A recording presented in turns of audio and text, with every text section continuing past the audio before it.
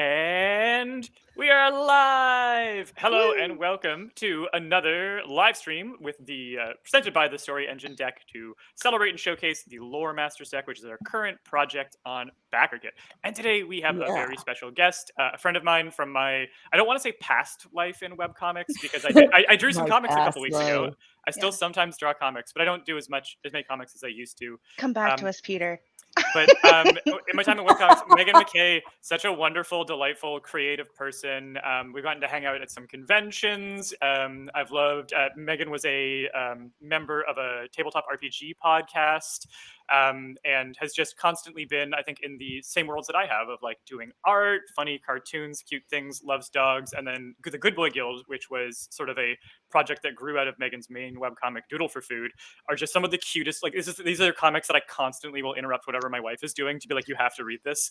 And it's just these cute, adorable dogs adventuring in a very classic sword and sorcery fantasy Dungeons and Dragons world, having the cutest little adventures. And I love them. And Megan's art has always been a delight and inspiration. And we're so excited that she's going to be live drawing some lore prompts with us today. Yeah. Speaking of which, Maroki, can you tell the people what's the Lore Masters deck? What's this thing we're doing today? Of course, Peter, and hopefully by about a month in, I should be able to pitch this properly, but I have a feeling it's going to always have a new version because I'm trying to find new and innovative ways to share what Lore Masters deck is about. So Lore Masters deck is a really amazing card prompt system to help writers, GMs, dungeon masters, anyone with a creative mind, honestly, to kind of flesh out and create rich, interconnected lore for their stories. So if you're someone who's developing a world or a universe and you have these characters and you have these, I don't know, like species of animals, or you have these artifacts and you can't find a way for them to all interconnect with each other, the Lore Masters deck is a way to help you do that. It is the third iteration from the Story Engine series. Of course, for those of you who aren't familiar with the Story Engine deck, it is Peter's kind of first baby, which germinated all of this. Ooh, I like the word I chose today. Germinated everything that we are today.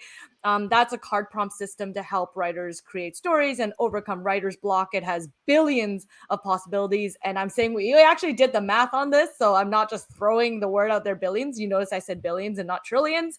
It helps you build prompts for story writing. And of course, the second project, Deck of Worlds, is to help do building worlds. So if you are a TTRPG player, or if you're of course still a writer wanting to flesh out your worlds, Deck of Worlds helps with that. And Lore Masters deck is the third iteration of our series, which is crafting lore. So we just kind of like, it's all the systems will help you create the stories and the worlds and the universes you want to create. Mwahaha, which is I think what we all are doing here. We are on BackerKit. To crowdfund, we have, according to BackerKit, 61 hours left. There was a moment yesterday where Eric's like, it's not even listing the days anymore. It's just the hours now. So we're in our final hours. We will end Friday at midnight. If you haven't had the opportunity to check us out yet, I think Peter already threw the link down there, storyenginedeck.com/lore. And Eric, our community manager, who's handling our comments today, if he'll probably drop it into the comments at some point. Check it out. If it's something that you enjoy, please consider backing us. If it's something that you think your fellow friends and creatives enjoy, please do share the link. It's the community. It's all of you people that make the Story Engine and Lore Masters deck what it is, and we've appreciated all your support this past month. Did I get some gold stars for that, Peter, this time? I think you got everything. I think you got all the gold stars. The only thing that I'm going to add, and one of the things that I'm excited about today, is because I am very writing focused, and even when I was a cartoonist, I was very writing focused. I always forget about artists who have used the deck for coming up with concepts for warm-up sketches or for final illustrations. And so, yeah, the one thing that I always forget to add, but I want to mention, especially on today's stream, is if you're an artist, if you want those like quick prompts to be able to draw a character or start suggestions or reminders to include elements or focus on elements of characterization that you might forget if you keep going to the same kind of drawing instincts. This is a really good deck for prompting characters, prompting world details, maybe knocking you off your rhythms a little bit so that you try new things. I just think it's a really good tool for that too, for visual art. And speaking of visual art, Megan, can you just tell us a little bit about what your pathway into comics and then also into like tabletop RPGs was like? I'd just like to hear a little bit about your background there. Yeah. So I started posting comics online in college when I was kind of finishing up a animation degree, and they were like, "Hey, you should post stuff online because that's how people are finding jobs." And I was like, "Oh, okay, I guess." And then here we Pre are. LinkedIn. Pre LinkedIn. Yeah. um, and and then in terms of like tabletop related stuff, I had always wanted to try it, but had no idea how to get started. And thankfully, through friendship in the comic space, I actually had a group of people, like my friend Pedro volunteered to like DM, and then we got like a group of like all cartoonists together to play, and then I've just been hooked ever since. So I have it love is that. a secret hope in my heart that at some point Enzo, who is one of your cast members on World Walkers with Pedro, and who's very elusive for many good reasons in his life. It is my hope that somehow he secretly pops into the chat at some point Yeah. during this session. That's me putting my secret wish out into the universe. Yeah, and yeah, it was a wonderful group. Wonderful, like webcomic people are so friendly and welcoming, and tabletop RPG people. I think especially the way the community is going is becoming increasingly open and welcoming in a way that I find so beautiful. So that overlap is just some of my favorite people on the planet exist at the cross section of that Venn diagram. Yeah. Don't go if, in case just in case no one go summon or bother Enzo. I don't want to. He has a happy life, and I don't want to go bother him with this nonsense we're about to do. Respect people's wishes to be elusive Yeah. and hidden. Yeah, but Enzo of Chirrup Emo Kid and Dungeon Construction Co. I think is the Hmm. title of the other one, and other really wonderful comics. Just yeah, lovely tabletop RPG slash comics person that we also love and we stan. Cool. Well, I think let's make some lore stuff and then let's Make draw some it. lore, and we just want to mention that yes, we hit 400k last night in our stretch goals, so we've unlocked all the expansions for Lore Master's deck, which is super exciting. I don't want to use the word holy because I'm not religious, but the trifecta has come together and it's great. So thank you, Tara, for that. Congrats. Yeah. All right. Alrighty. So I'm going to pull up our little card cam here, and we will start by just building a prompt with you, Megan, and talking about the creative choices, stuff like that, and then we'll pop open your drawing software, and we'll get you to sort of doodle that as we talk about ways we might deploy something like this in a tabletop RPG or a comic or a novel. Yeah, that's going to be the order of business. So let me just switch over to this little camera view. Amazing.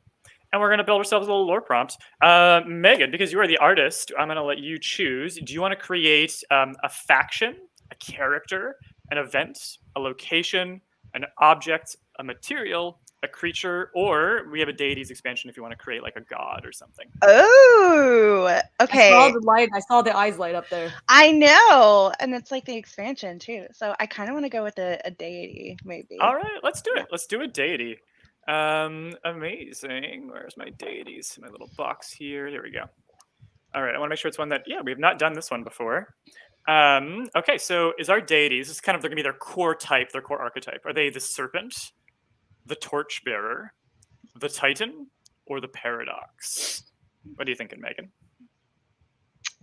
Oh my gosh, this is so tough. Like, I know we've already mentioned this with the creativity stuff, but literally my brain is already like so happily like, "Ooh, I could do this."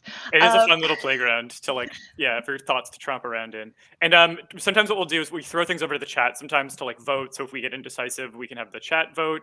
okay. So I'll call out chat comments as they come in case you Yeah, want they can pitch. They additional can input. they can Okay. work to convince you. For now, I think I'll pick serpent. The Maybe. Yeah. serpent. All right, we have a snake god coming in. Great. So we're gonna find out some stuff about this snake god, and I'm actually gonna, while we're doing expansions, I'm gonna hack together. I'm gonna pull a namesake cards. This is another expansion where you actually come up with like a nickname that exists in the lore of your world. It doesn't need to be the official name that this god goes by, but it might be one Okay. of the names they go by. Okay. So this would be there's gonna be 8 choices to make here. The euphoric serpent, the untamed serpent, the serpent of the cold flame, the stoic serpent, Ooh. the whaler's serpent, the frilled serpent, the inhuman serpent, or the serpent of in-betweens. You can also choose to take serpent to snake if you want to like twist the words around. None of this needs to be literal. You use as much literal material as you want here. Yeah. What's on the, or can you flip it over again? There was, I Yeah. think, I feel like serpent of the cold flame sounds pretty cool. Yeah. And I want to know what that means. One of the things that I do a lot, so quick note on the namesake cards. When I'm writing these, so each one of these is designed to pair with one of the 8 card types in the main deck. So there's always something that's going to like make factual sense. So I think the Untamed was probably the one that was designed for like a creature, like a serpent. And then for gods, a number of these work. And often you'll get a surprising combination where like a word you might use to describe like a location suddenly describes or illuminates a god in an interesting way. So you get these cool combinations. But there's always one option that's like intentionally kind of oxymoronic or paradoxic. Like, what is the cold flame? What does that mean? I always try to do like one sort of like weird deep cut thing. So yeah, we've got the serpent of the cold flame is the god that we are gonna doodle here. Sounds cool. All right, and then we're gonna draw some more details for this deity. So as a detail for them, they have a background where they have a notable apostate, so somebody who like notably left their church or stopped worshiping them and turned against them. An agenda where they're trying to bring about an event, and we'll actually draw an event card to just give ourselves a little note on what kind of event they're trying to cause. They can have their domain can be travel or hospitality, or their trait can be that they are very involved in worldly matters. I think I want to do bring about an event. Bring about an event. I love a god who's like got a plan, like they've got something going on. Yeah. I think it's a great choice. Cool. All right. And then we're going to quickly draw an event card, and you're going to let us know what kind of event you think the serpent's causing. Okay. Alrighty. So, are they trying to bring about a funeral, a hurricane, an abdication, like a relinquishing of power or stepping away from power, or a hibernation? Okay. For some reason, I'm just thinking reptiles and stuff, and like if they get too cold, they kind of go into they get slower. They don't necessarily hibernate, but I'm leaning towards hibernation, I think. Yeah, I like that too. And then we have this cold thing going on with the flame too. So there's like the elements are coming together. It feels connected. All right. And then Maroki, I'm gonna have you choose the next one. One of my favorite things is whenever we're creating, bringing other people's perspectives in gives you like this weird sort of sudden side angle view. Yeah. And having to incorporate unexpected elements is a lot of fun. So this is one of the curveballs we're going to throw you. Okay. Maroki, this is all you. So we've got our Serpent of the Cold Flame. They are trying to bring about a hibernation. And they have a background where they're being hunted by a mortal. They have an agenda where they're trying to destroy a location. Their domain is bargaining or negotiating. Or they have a signature possession. I totally went to being hunted by a mortal right away. The human to deity, like the mortal to deity tension is something I think we're constantly, it's a particular conflict I think we love writing about oftentimes, right? It's always like the relationship, I know when we chatted about the deities expansion, we talked about the pause, like how we tend to make deities in our own image, or how they're sometimes, or I'm liking the metaphysical of them being bigger than us. But overall, there's always some sort of relationship that we as mortals are having with gods. So let's do that. I Love like it. that. And I'm going to throw in my own curveball. I'm going to do a little pro tier move here called the corner tuck, which I'll explain to you, Megan, in a moment. Okay. Also, I love Fellowship of the Tables reading here. Like the snake just wants to sleep, but world events keep happening. Or like, what if every time someone prays to the serpent, it wakes them up? So it's this god who like just wants to be forgotten and take a good long nap, but they're actually working to like dismantle their own church. Yeah. And everyone's like, "Oh, we love you, serpent." And he's like, "Ugh." If you love me, you'd let me sleep. Yeah. Classic the curse of fame kind of vibes.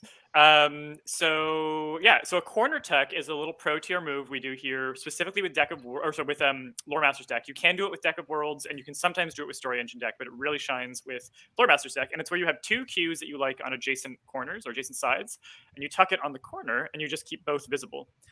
And when you do that, it lets you choose 2 things that you like. And when you do that, you just don't draw the extra cue to round out the last side of the prompt. You just would finish there because that counts Okay. as 2 cards.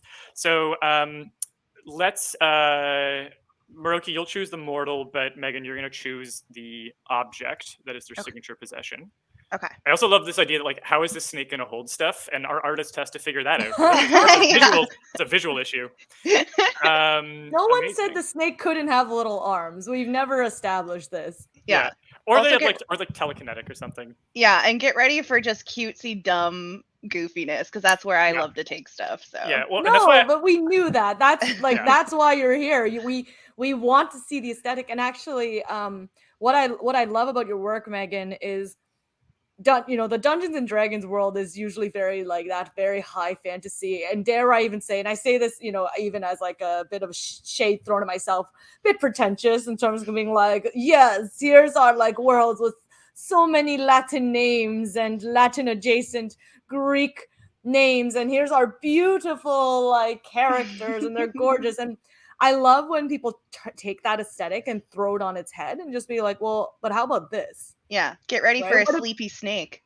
Yeah, like what if we made it? What if we made it cute? What if we made it adorable? What if we made it dogs? I'm just like, yeah, I'm totally here for that because everyone can lean into the aesthetic that is established for us by a particular brand or entity, right? Dungeons and Dragons and the brand establishment is creating high fantasy, creating a particular aesthetic.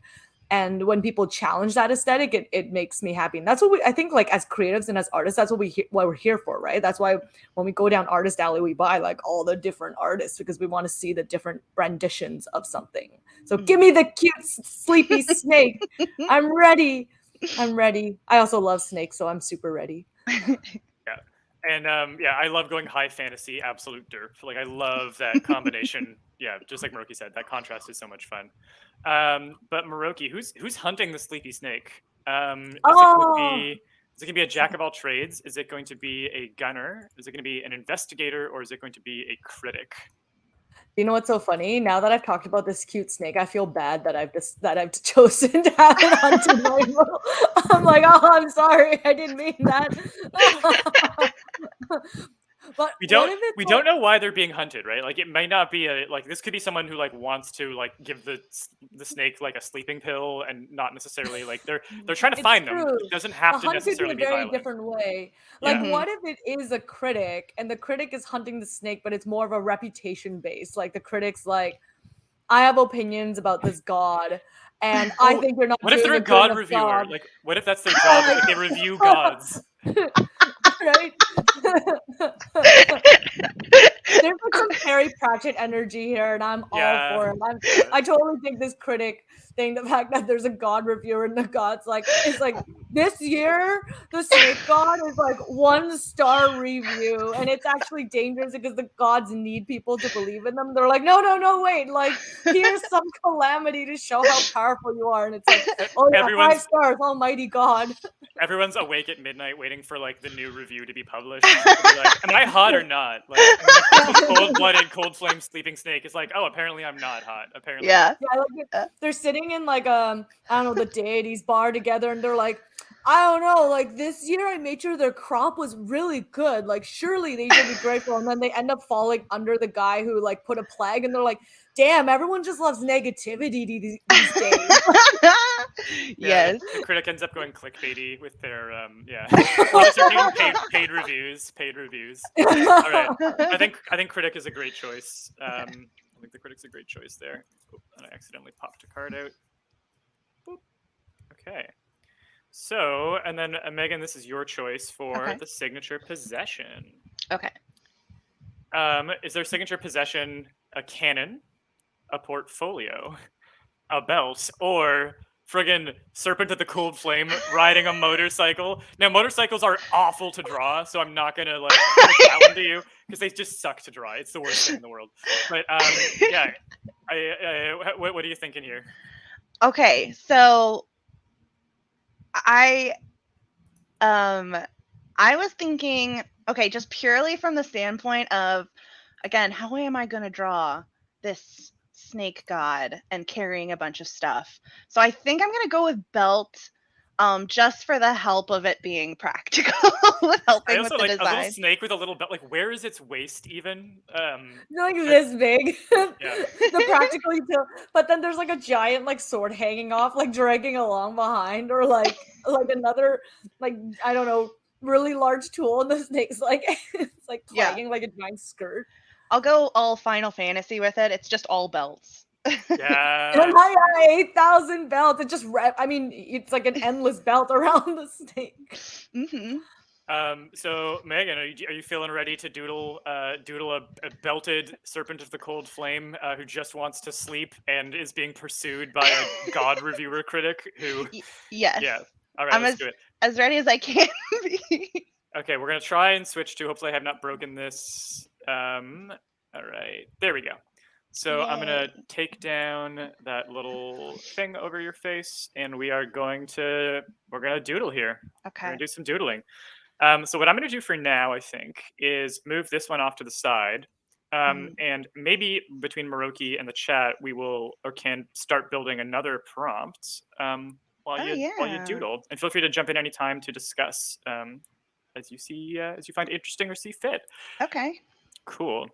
So let's have the chat vote on this one. Chat is the next thing that Megan going to draw. Going to be vote on which card type you want. And as a recap, this can be a faction, so a group of people, a figure or character, and events are hard to draw, but we could certainly give it a try. Event, a location, an object, a material, or a creature. Which would you like to see Megan draw? Already, this is so cute. Ishiro is so cute. Yeah. I was like, oh wait, I have to make sure I'm including the he wants the hibernation, so I'm gonna draw him like a little sleepy. Oh, look at those sleepy eye hoods. I love it. Yeah. Oh my And god, then I so want one. and then I was thinking, I was like, so kind of my signature thing that I do with the dogs is that I always have their tongues out. So as a snake, he'll have his little Yeah. snaky tongue out. Little derp tongue. Love it. Oh my god, I want. Yeah. Oh, wow. Now I've got a feeling this is going to be the most distracted lore building we do, as we like just ooh and ah over the drawing. I know, We'll try and right? focus on a prompt. And then you just see me draw little stick figure hands coming off of him. Yes. Little Trogdor. No, opposite of Trogdor. He's gonna have a little slinky body, but then instead of big burly arms, just little sticks. Yeah. I mean, I'm trying to remember, and I could be cross pollinating anthropological studies, but I thought snakes actually used to have little arms and legs, and then they evolved them away as they I think decide. they have. Yeah, I think you can still see around one of the vertebra mid back or something. You can still see what was essentially probably hip bones before, left over in Yeah. the bone structure, or there's something about that vertebra area that is different because it probably is where the hip bones were. I think you're totally right. Yeah. So I mean, it's there. Yeah. They could. I mean, it's And a that's where god. you put the belt. The deity. Yeah, the deity could totally just be like, "Yo, man, hands were great. I don't know why the mortal version of ourselves decided to get rid of them. Yeah. foolish mortal snakes." Well, we got 2 votes for location, so I think we're gonna come up with a location next. Okay. Oh boy. Okay. Cool. But for now, Megan, you just keep on drawing, and if you have input on our location we're going to build here, you jump in and let us know if you have any thoughts. Okay. But Maroki and I will discuss. Chat, you can vote for what this location is going to be. And yeah, Megan, you can also veto. You're welcome to veto anything where you're like, I'm not drawing that. Motorcycle, get out of here. I know. I was like, motorcycle? I use my veto card. Yeah, definitely have a veto card anytime you want here. All right, so do we want to build a hideout, an office, a thicket, or a set of dunes? So chat, let us know if you want dunes, hideout, office, or thicket. And Maroki, let's try and sway the democratic process. Megan, you're also welcome to put in your pitch or vote here.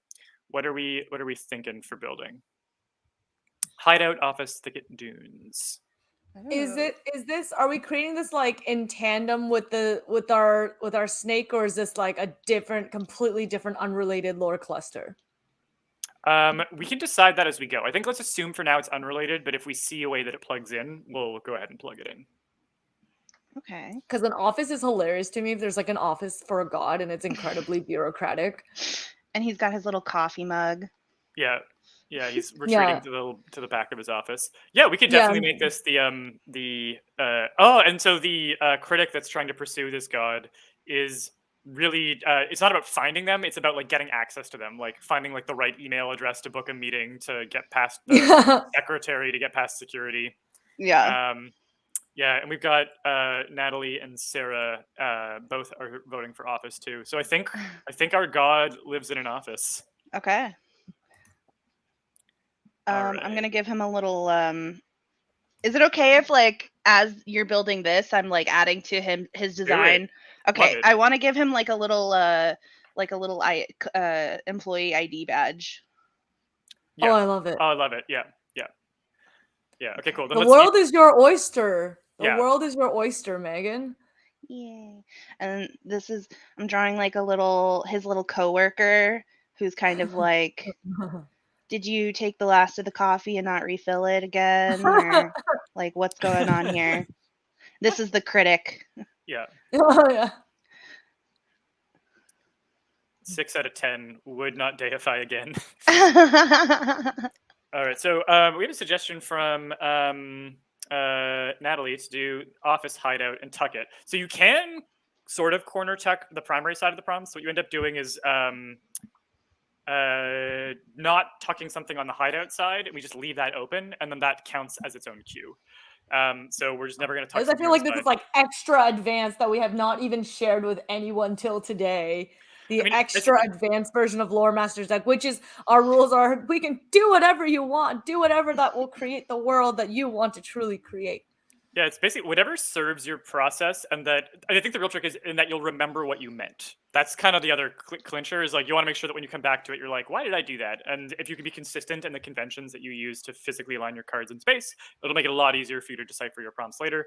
And I think if we just leave hideout open, we'll remember like, oh right, hideout was going to be one of the details that we added to about the office, and that's why he's just trying to hibernate. He just wants to be left alone.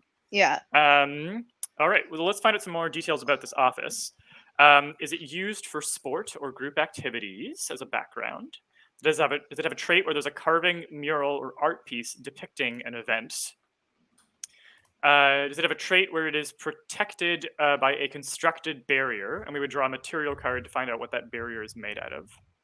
Or a trait where it's overgrown, which I kind of like for the office if like there's just like a ton of like office plants and all of them have just kind of gone to seed. Oh, I love Um, that. yeah, I kind of like that as a visual. I love overgrown spaces, and I love houseplants. So that's Peter. Peter can try to influence democracy in the chat here, but Mhm. go ahead and vote for group activity, art piece, barrier, which would make sense too. The barrier would also make sense because this snake is trying to keep people out and does not want anyone to come bother him. And then overgrown, and my pitch for overgrown is definitely too many houseplants. Too many houseplants gone to seed. I love that. I'm just drawing multiple belts now. Yeah. Yeah, full Final Fantasy. Oh Love it. wait, am I voting? Sorry. Or no, we're waiting for the We're waiting for the votes to come in. We have a vote for overgrown so far. Okay.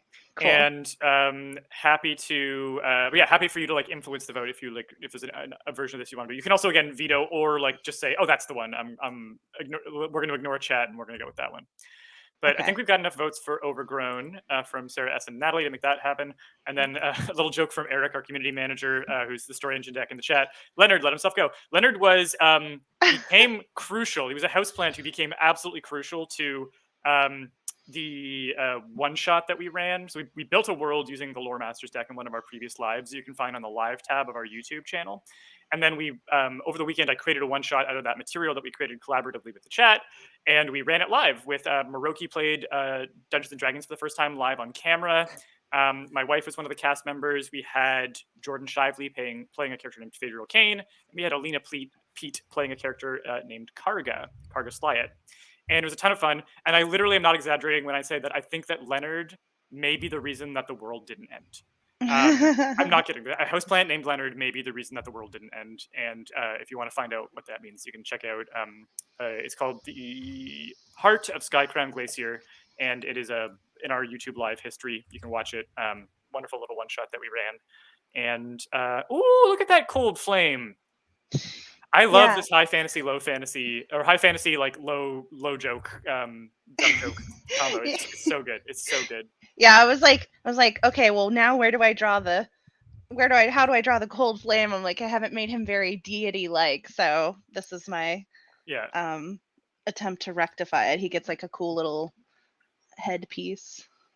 And so I'm going to talk overgrown, and then I'm also going to alert you to. You mentioned that some people from your streams may come sass you, and twice now Sarah S has said, "Megan, do a hyena." Yes. Is there a backstory here? Yes. Sarah likes hyenas. Awesome. And I've I love to draw them for her every once in a while. Well, Only on Once special in a while. occasions though. We have a pitch that a hyena could work in this Benevolently. office. Actually, if this office is where all the animal deities hang out, that would be that could be fun. I love that. What a backstory, says Sarah. Love it. Okay, so let's keep building out the office here. Okay. Should I start drawing the office, or Yeah, I if guess you want to start drawing some house plants and some corner office windows, whatever you think fits in this scene, we'll we can keep things rolling. All right. So, is a background of this office that it is a nostalgic spot for a figure, and we would draw a figure card to figure out who's nostalgic about this office. We could also plug it into the critic who we already have on the board if we don't want to draw a new card. We have a trait where the office offers fast access to another location. So we draw another location that's like located inside the office. That is the office is the gateway to that. Trait where it has lifts or an internal transport system. So we could come up with some fun fantasy elevators for this office. Or a trait where it's poorly traveled, which means like no one goes to this office. It's like intentionally kind of out of the way or derelict, or no one goes there. Chat, feel free to weigh in here if you want. I kind of like the nostalgic spot for a figure. I want to figure out like an employee who left the office. That's kind of where I'm vibing. But Moroki or Megan, do either of you see sort of anything in the prompts here that you're vibing for creative opportunities? Let's see. So yeah, nostalgic spot for a figure, offers fast access to another location. It has lifts or an internal transport system, or it is poorly traveled. I like the nostalgic part as well, I think. I like the fast access part, because what if it's like the access to the snake's like hidden den? So he's like, I'm here working, but actually I'm sleeping. And then whenever they hear someone coming, he's like immediately back at his desk, and he's like, I'm back and I'm working so hard. Yeah. Aww. I love it. He has little tunnels. Yes, yeah. And that ties into the transport system, which is adjacent to fast access. So we could do a good old corner check here. Okay. And Sarah votes for fast access via the plants. But Sarah also likes everything. And then we have votes for transport as well. So I think we can do that. We're going to do a corner check. Fast access to location and transport, and the location that it offers fast access to is in fact the hideout. It is that little the hideaway, the secret office where the snake hangs out. Okay. I'm gonna try doing. I'm not as great with the backgrounds, so this will be very fun to watch happen. Okay, so I'm gonna do overgrown. I kind of like the idea of the snake as like almost like if you're walking past a bunch of offices and you just see the snakes one is just literally you can't even see into it because it's just full of plants. Yeah, Natalie just pitched in the chat. Fully hidden by plants. The office, like just. Yes, yeah. Okay. It looks like the doorway to like a jungle Narnia that is just impassable. Yes. Okay. I like the idea too that the desk is not the right size, so it's basically just like a toy desk compared to how large the deity is. Yeah, I love that too. I'm just gonna keep drawing him because he's funny. He is really funny and very cute.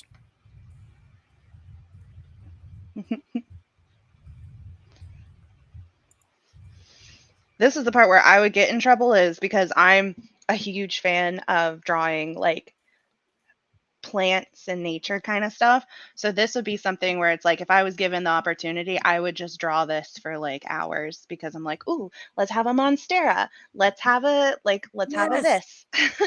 Yeah. Okay, so I will fully admit that I've been like slowly every so often I'll scroll through Facebook Marketplace with the hopes that a big monstera will show up so I can find it and add to my absurdly large 40 plant collection. Here, Megan, since you're a plant lover, Yes. I'll take a moment to show you. Let's see if I can do this like effectively. That's an IKEA shark. I love it. But like, hold on, these are like my plants. Wow. Over 40 plants, 20 of them orchids. Oh my gosh. Orchids are incredible. Like I don't have the I don't have whatever. I think there's like okay, so real quick on my streams, people will quote things that I say, and I think at one point it was like whatever orchids need, I don't have it within me to give because it's like I just don't I'm like I don't think I could keep an orchid alive, but You ignore them. That is the trick. I'm going to give you a Wow. tip right now. They like to be ignored. The number one cause of death of orchids is too much love. They get overwatered because everyone looks at them and they're like, "You should have water." And then they're like, "I am overwatered," but then their leaves look droopy when they do, and then they're like, "Why are you so droopy? You must need more water." And they're like, "Bloop bloop bloop bloop bloop." Yeah. bloop." Yeah, So they're like they're air plants. They're air okay. plants, so they actually thrive off humidity. Okay. Yeah. That's good to know. Maybe Message one me day. anytime if you decide to venture that way. I am the orchid doctor for a lot of my friends and family. Okay. My wife's mom, she has the magic orchid touch. She has like I think 12 thriving orchids. She sings to them. Whatever it is, it's just like they all do really well there. Oh. It's amazing.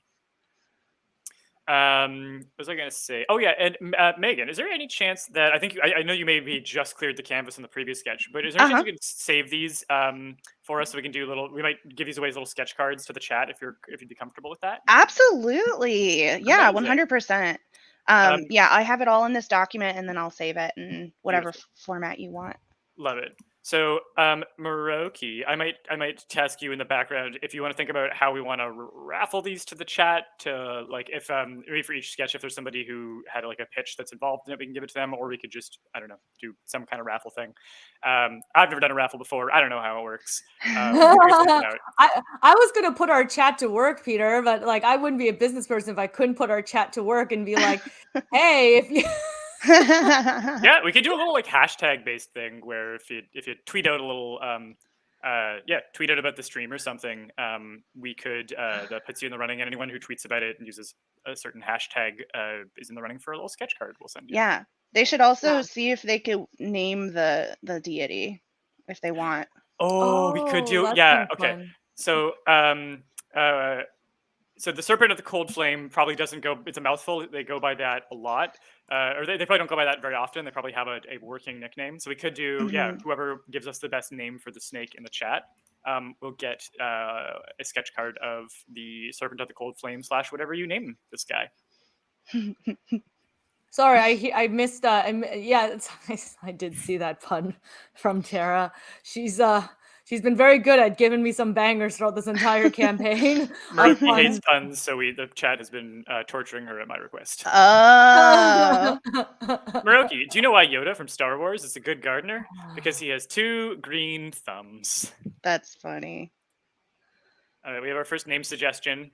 And then Tara adds that really good at telling dad jokes makes her a faux pas. Love it. All I'm right, so wondering first, we should have like the name suggestion in a community board or something, so that it's like shared out for the world to see, and it's easier for me to keep track of than in a.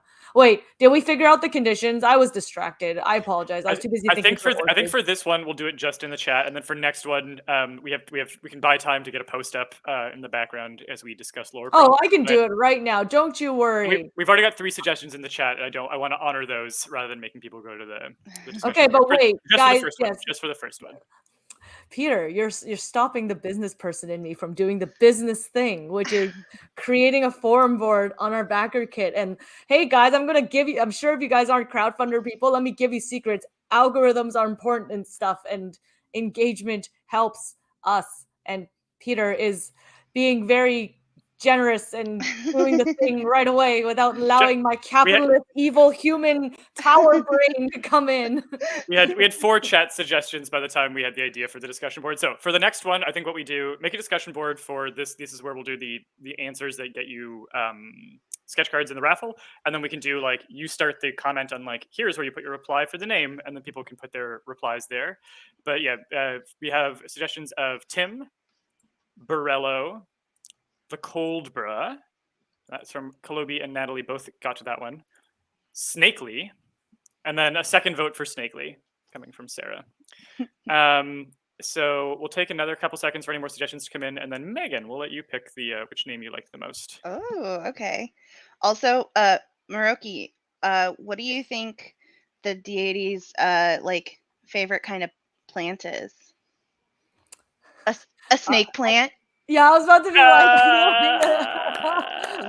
I was like, oh, that one's almost too easy. And I kind of came up with something like way more, I don't know, entertaining and interesting. I feel like they're like obsessed with anything that's vine-like and is like kind of long and flowy like them. So like ivy, or there's the monstera vines. Oh yeah, yeah. Time. That's right. I'm gonna add some little like jungle vines from the top too. Yeah, they like hanging plants, like pothos, like anything that's like waterfall-y. Apparently, one of the cameras is going wacky, so let me know if that's any better now. I've removed and re-added the camera. That might help. It's being influenced by the deity. Yeah. Oh yeah, there's, especially if this is our sort of office guy snake. If he's the guy who like technology just doesn't work for him. Yeah. I like that as a little extra trait. Gonna give him a little tiny laptop that he's trying to work on. Okay, so to recap, just for this one vote, this is how it's going to go. And we'll switch to a different system for the next one. But Megan is going to pick her favorite of the snake names that we just had.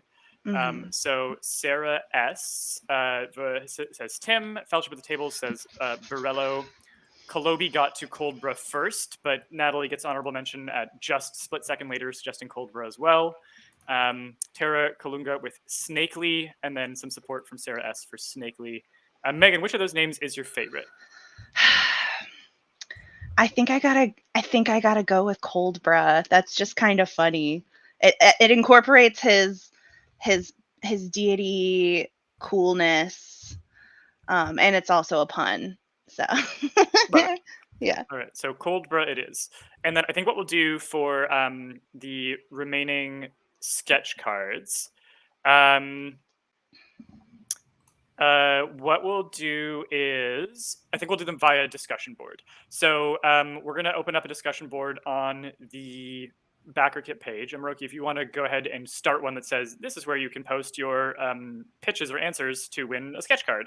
And then I think for every topic where we're going to do a sketch card, we'll start a comment thread saying like, this is where you put your pitch for the snake's name. Snake's name is already done. We're going to seal that one off. So Kalobi is going to win that. And in fact, Megan, I think you probably, I'm guessing from the fact that Kalobi's avatar looks like it was drawn by you, Yes. you may be able to send it to them directly. Yeah. Yeah, amazing. And then for the future ones, what we'll do is we'll find the winner through BackerKit and contact them through BackerKit to send them their sketch card. Yeah, so Maroki, if you want to start that thread, we'll get that going, and we'll say that there's like 24 hours, or how long do you think for people to get in with their suggestions, Maroki? 24 hours sounds pretty good. It gives people a chance to watch the replay, because I know some folks weren't able to join us because I think one of them was saying goodnight and it was 1 a.m. their time, and they likely will come back later. So I wouldn't want to deprive them of the opportunity to participate. So 24 hours sounds good. Awesome. Okay, so let's see. What was the next condition that we've picked the name for? What did we decide on? What's the name for this our lovely deity? Cold Bruh. The Cold Bruh. The Cold Bruh. The Cold Yeah. Bruh. Sounds like cold brew. They like cold brew coffee. I could definitely imagine that. So we don't have our next one yet, but let's build something new, I think. Yeah. And the winner of that sketch card will come up with either the name for it, or we'll come up with that condition. Well, we haven't come up with the condition for this sketch card with its like all of its office. What if it is its favorite, the snake's favorite plant? I know Megan just asked me, and I had an opinion, but we could allow people to share what the what would be the plant that the deity most loves. Oh, yeah. Yeah. The other pitch I have for sort of a naming contest would be naming either the office or the corporation that the snake. Oh, like a deity Yeah. corporation? Yes. Yeah. Okay. Yes. Let's do it. So Okay. let's see. Is there a way for me to put art in the discussion boards? I can. So Megan, before you clear the canvas, Hmm. Do a I little am going screenshot. to I'm going to do a wee little screenshot. The Okay. powers of the screenshot. There we go. Wait, I think my mouse was in the shot. Alrighty. Okay. I am exiting the screen, and that way I've captured the image. And okay. Let's see.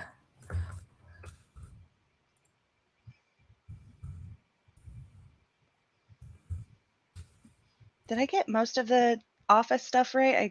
It's like kind of hidden. I drew a desk.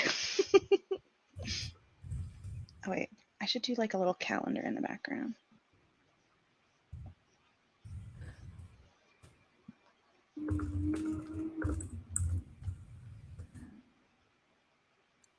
You decide the name of the deity's office corporation, right?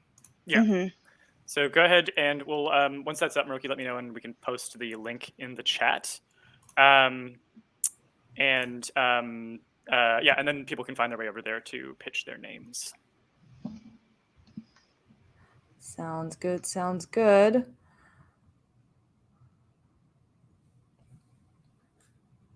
Well, we can while you guys are while my Photoshop throws a tantrum at me.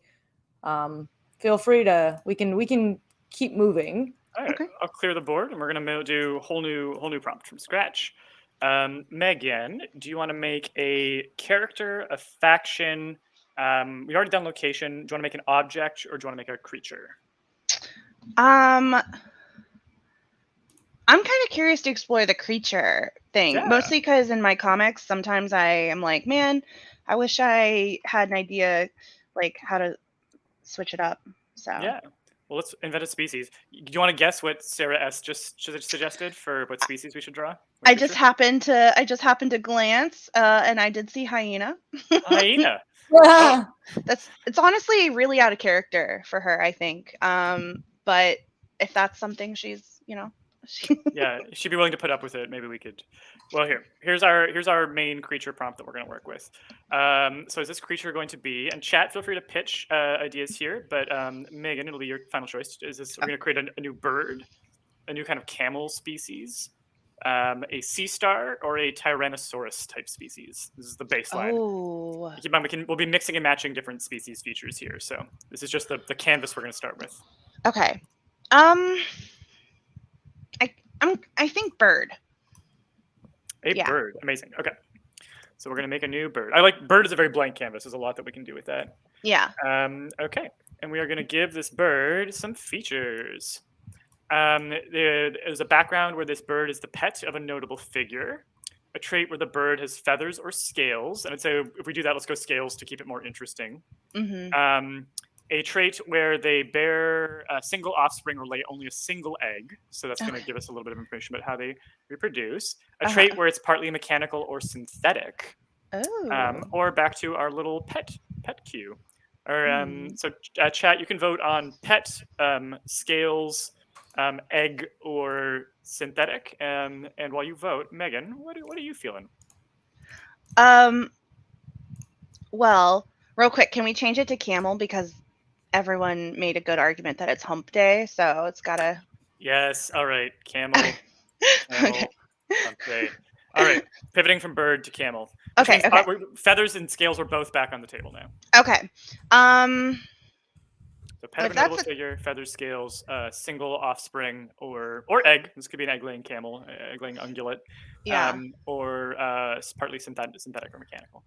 I kind of want to go with like feathers or scales. I like feathers or scales. Yeah, because if I choose stuff that is like makes it really challenging to identify as a camel, then nobody will judge the fact that it's going to be hard for me to draw a camel. Like a feathered camel or a scaled camel, either one of those would look pretty cool. And we do have votes for a plushy camel Cool. in the chat here from Richard. So Yeah. let's do it. Tara also supports feathery camel. Awesome. All right.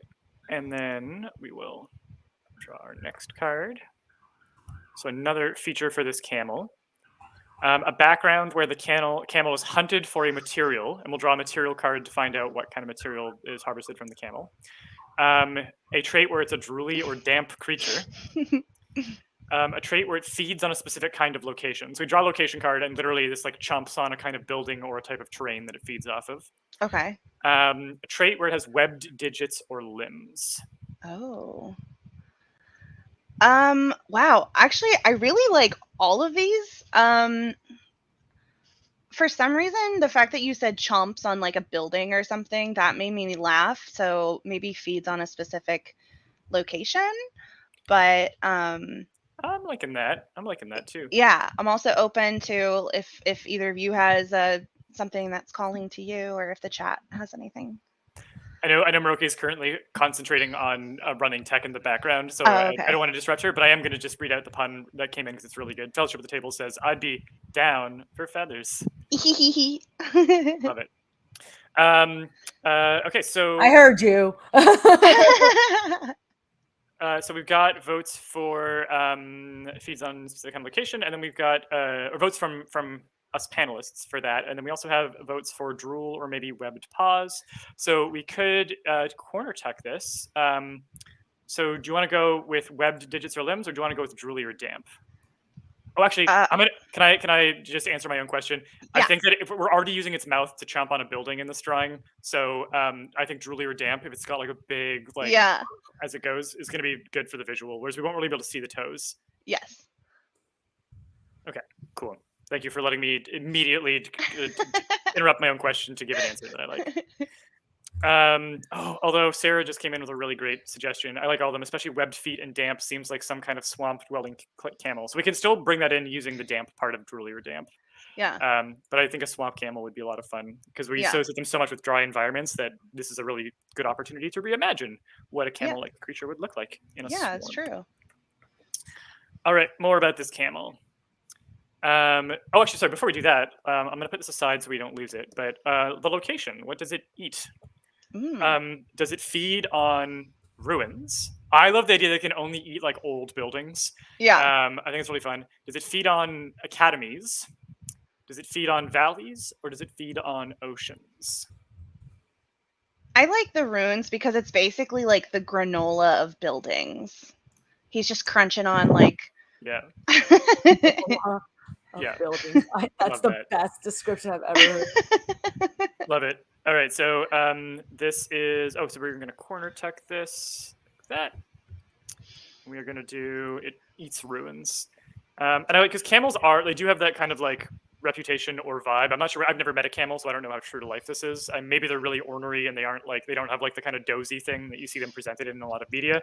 But I like the idea that it's just these like very simple-minded camels that just wander around chomping old ruins. Yeah. And a pitch for connecting our lore here. He's trying to eat Snakely's office. If the office of the gods, especially because we know it's overgrown, if he is just in an old ruined office, we could 100% end up with our camel here chomping on it.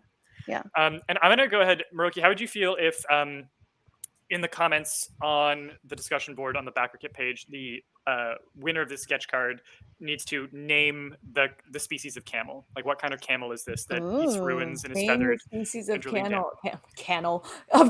Yes, I'm down. And I just posted the first discussion board. Okay, I'm going to... Oh, sorry. Go ahead. The species. So the species is our... Okay. Yeah, Eric, if you could drop that in our chat for people, that would be wonderful. So I stepped away. Was a whole camel drawn and I just missed it?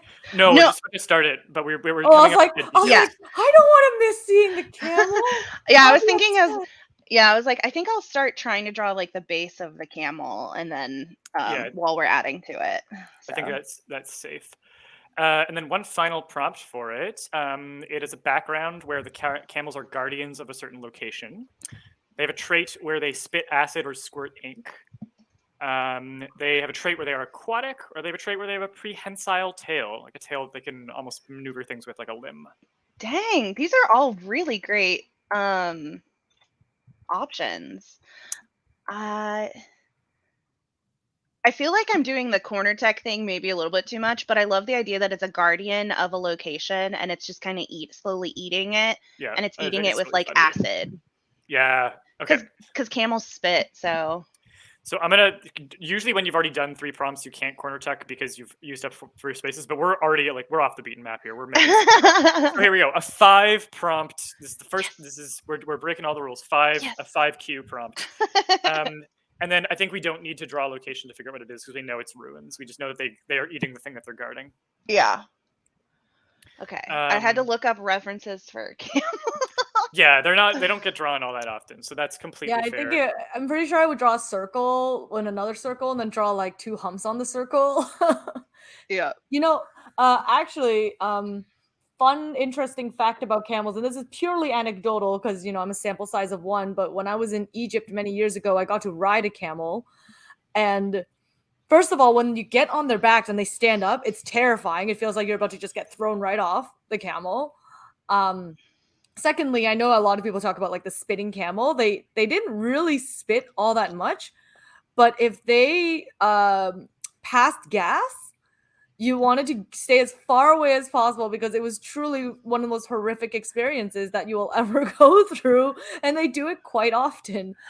So we had to like walk through crowds of them because we were all like different, trying to get on the camel, and we were all walking behind the camels at first because we were all afraid of being spit on, and by the time the end of the trip we were all walking in front of the camels because we realized it was a much better chance of us surviving the front than the back.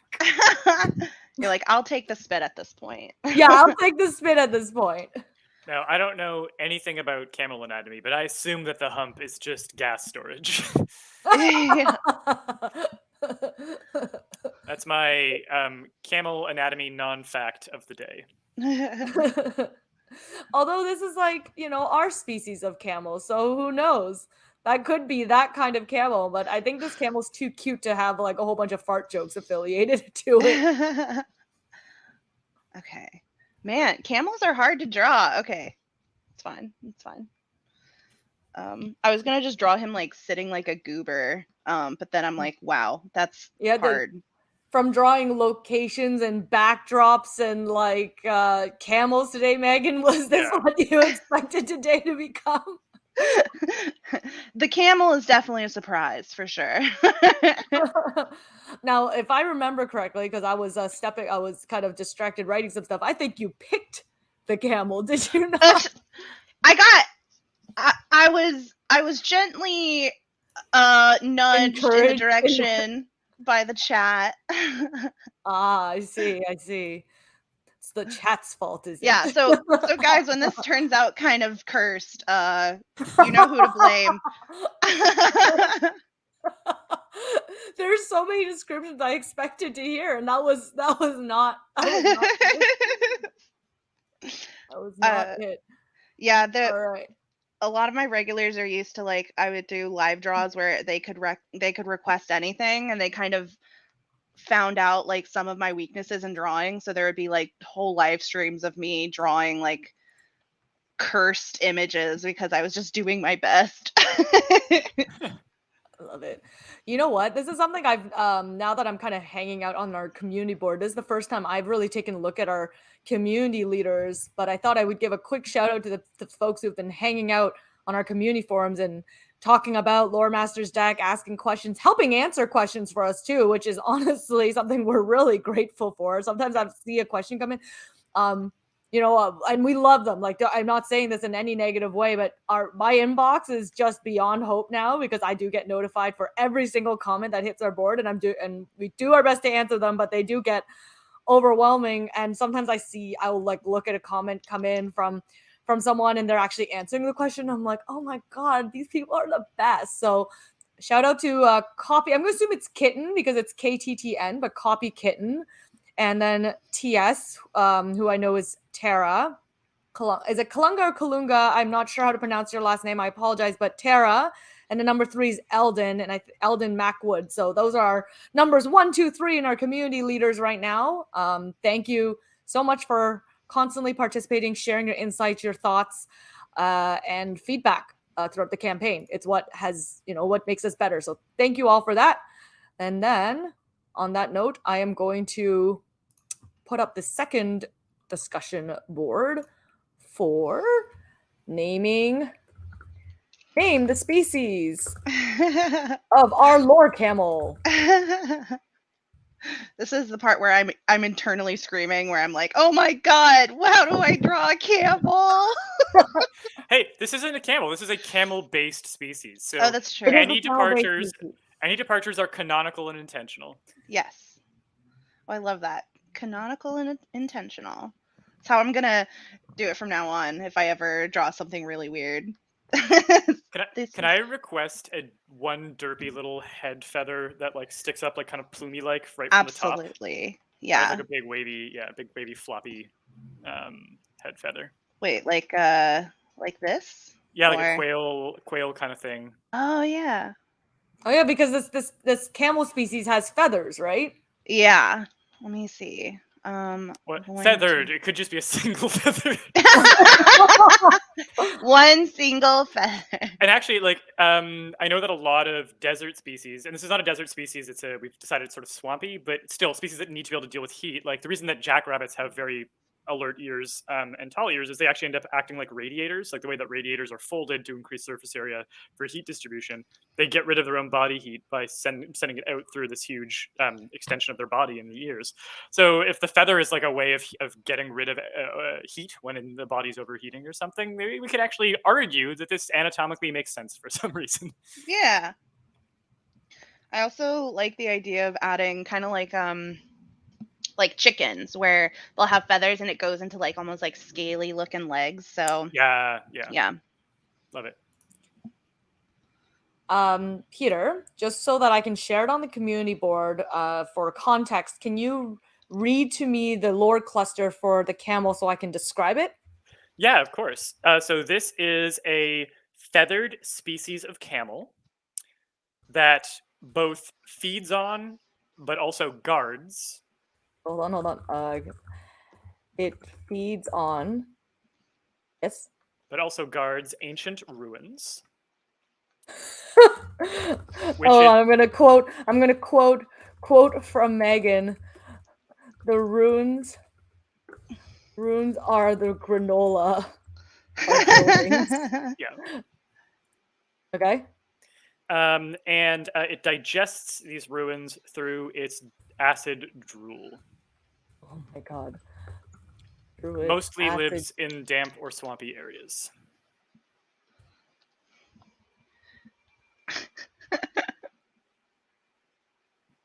And Forrest Dew asks, I didn't miss a lot, right? Forrest Dew, you didn't.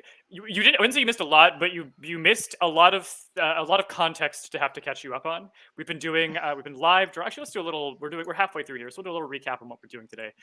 We have invited webcomic artist Megan McKay of Doodle for Food and Boye Guild to come and live draw lore prompts that we're creating on the spot, collaboratively by discussing prompts together and inviting our audience to weigh in.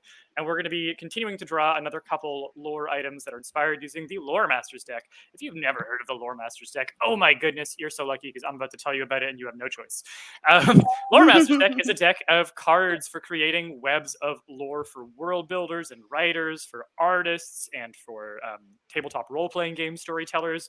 You can use it to create an interconnected web of factions and figures, events, locations, objects, materials, and creatures, and weave them together in kind of almost an ecosystem where they have meaningful and intentional relationships, cool individual traits that really make them feel real. And it's a really great way to move the starting line for your creative process up so that you already have ideas that you're excited about and interested in, and your brain is creating before that editor brain has a chance to wake up and say, like, no, it's a bad idea.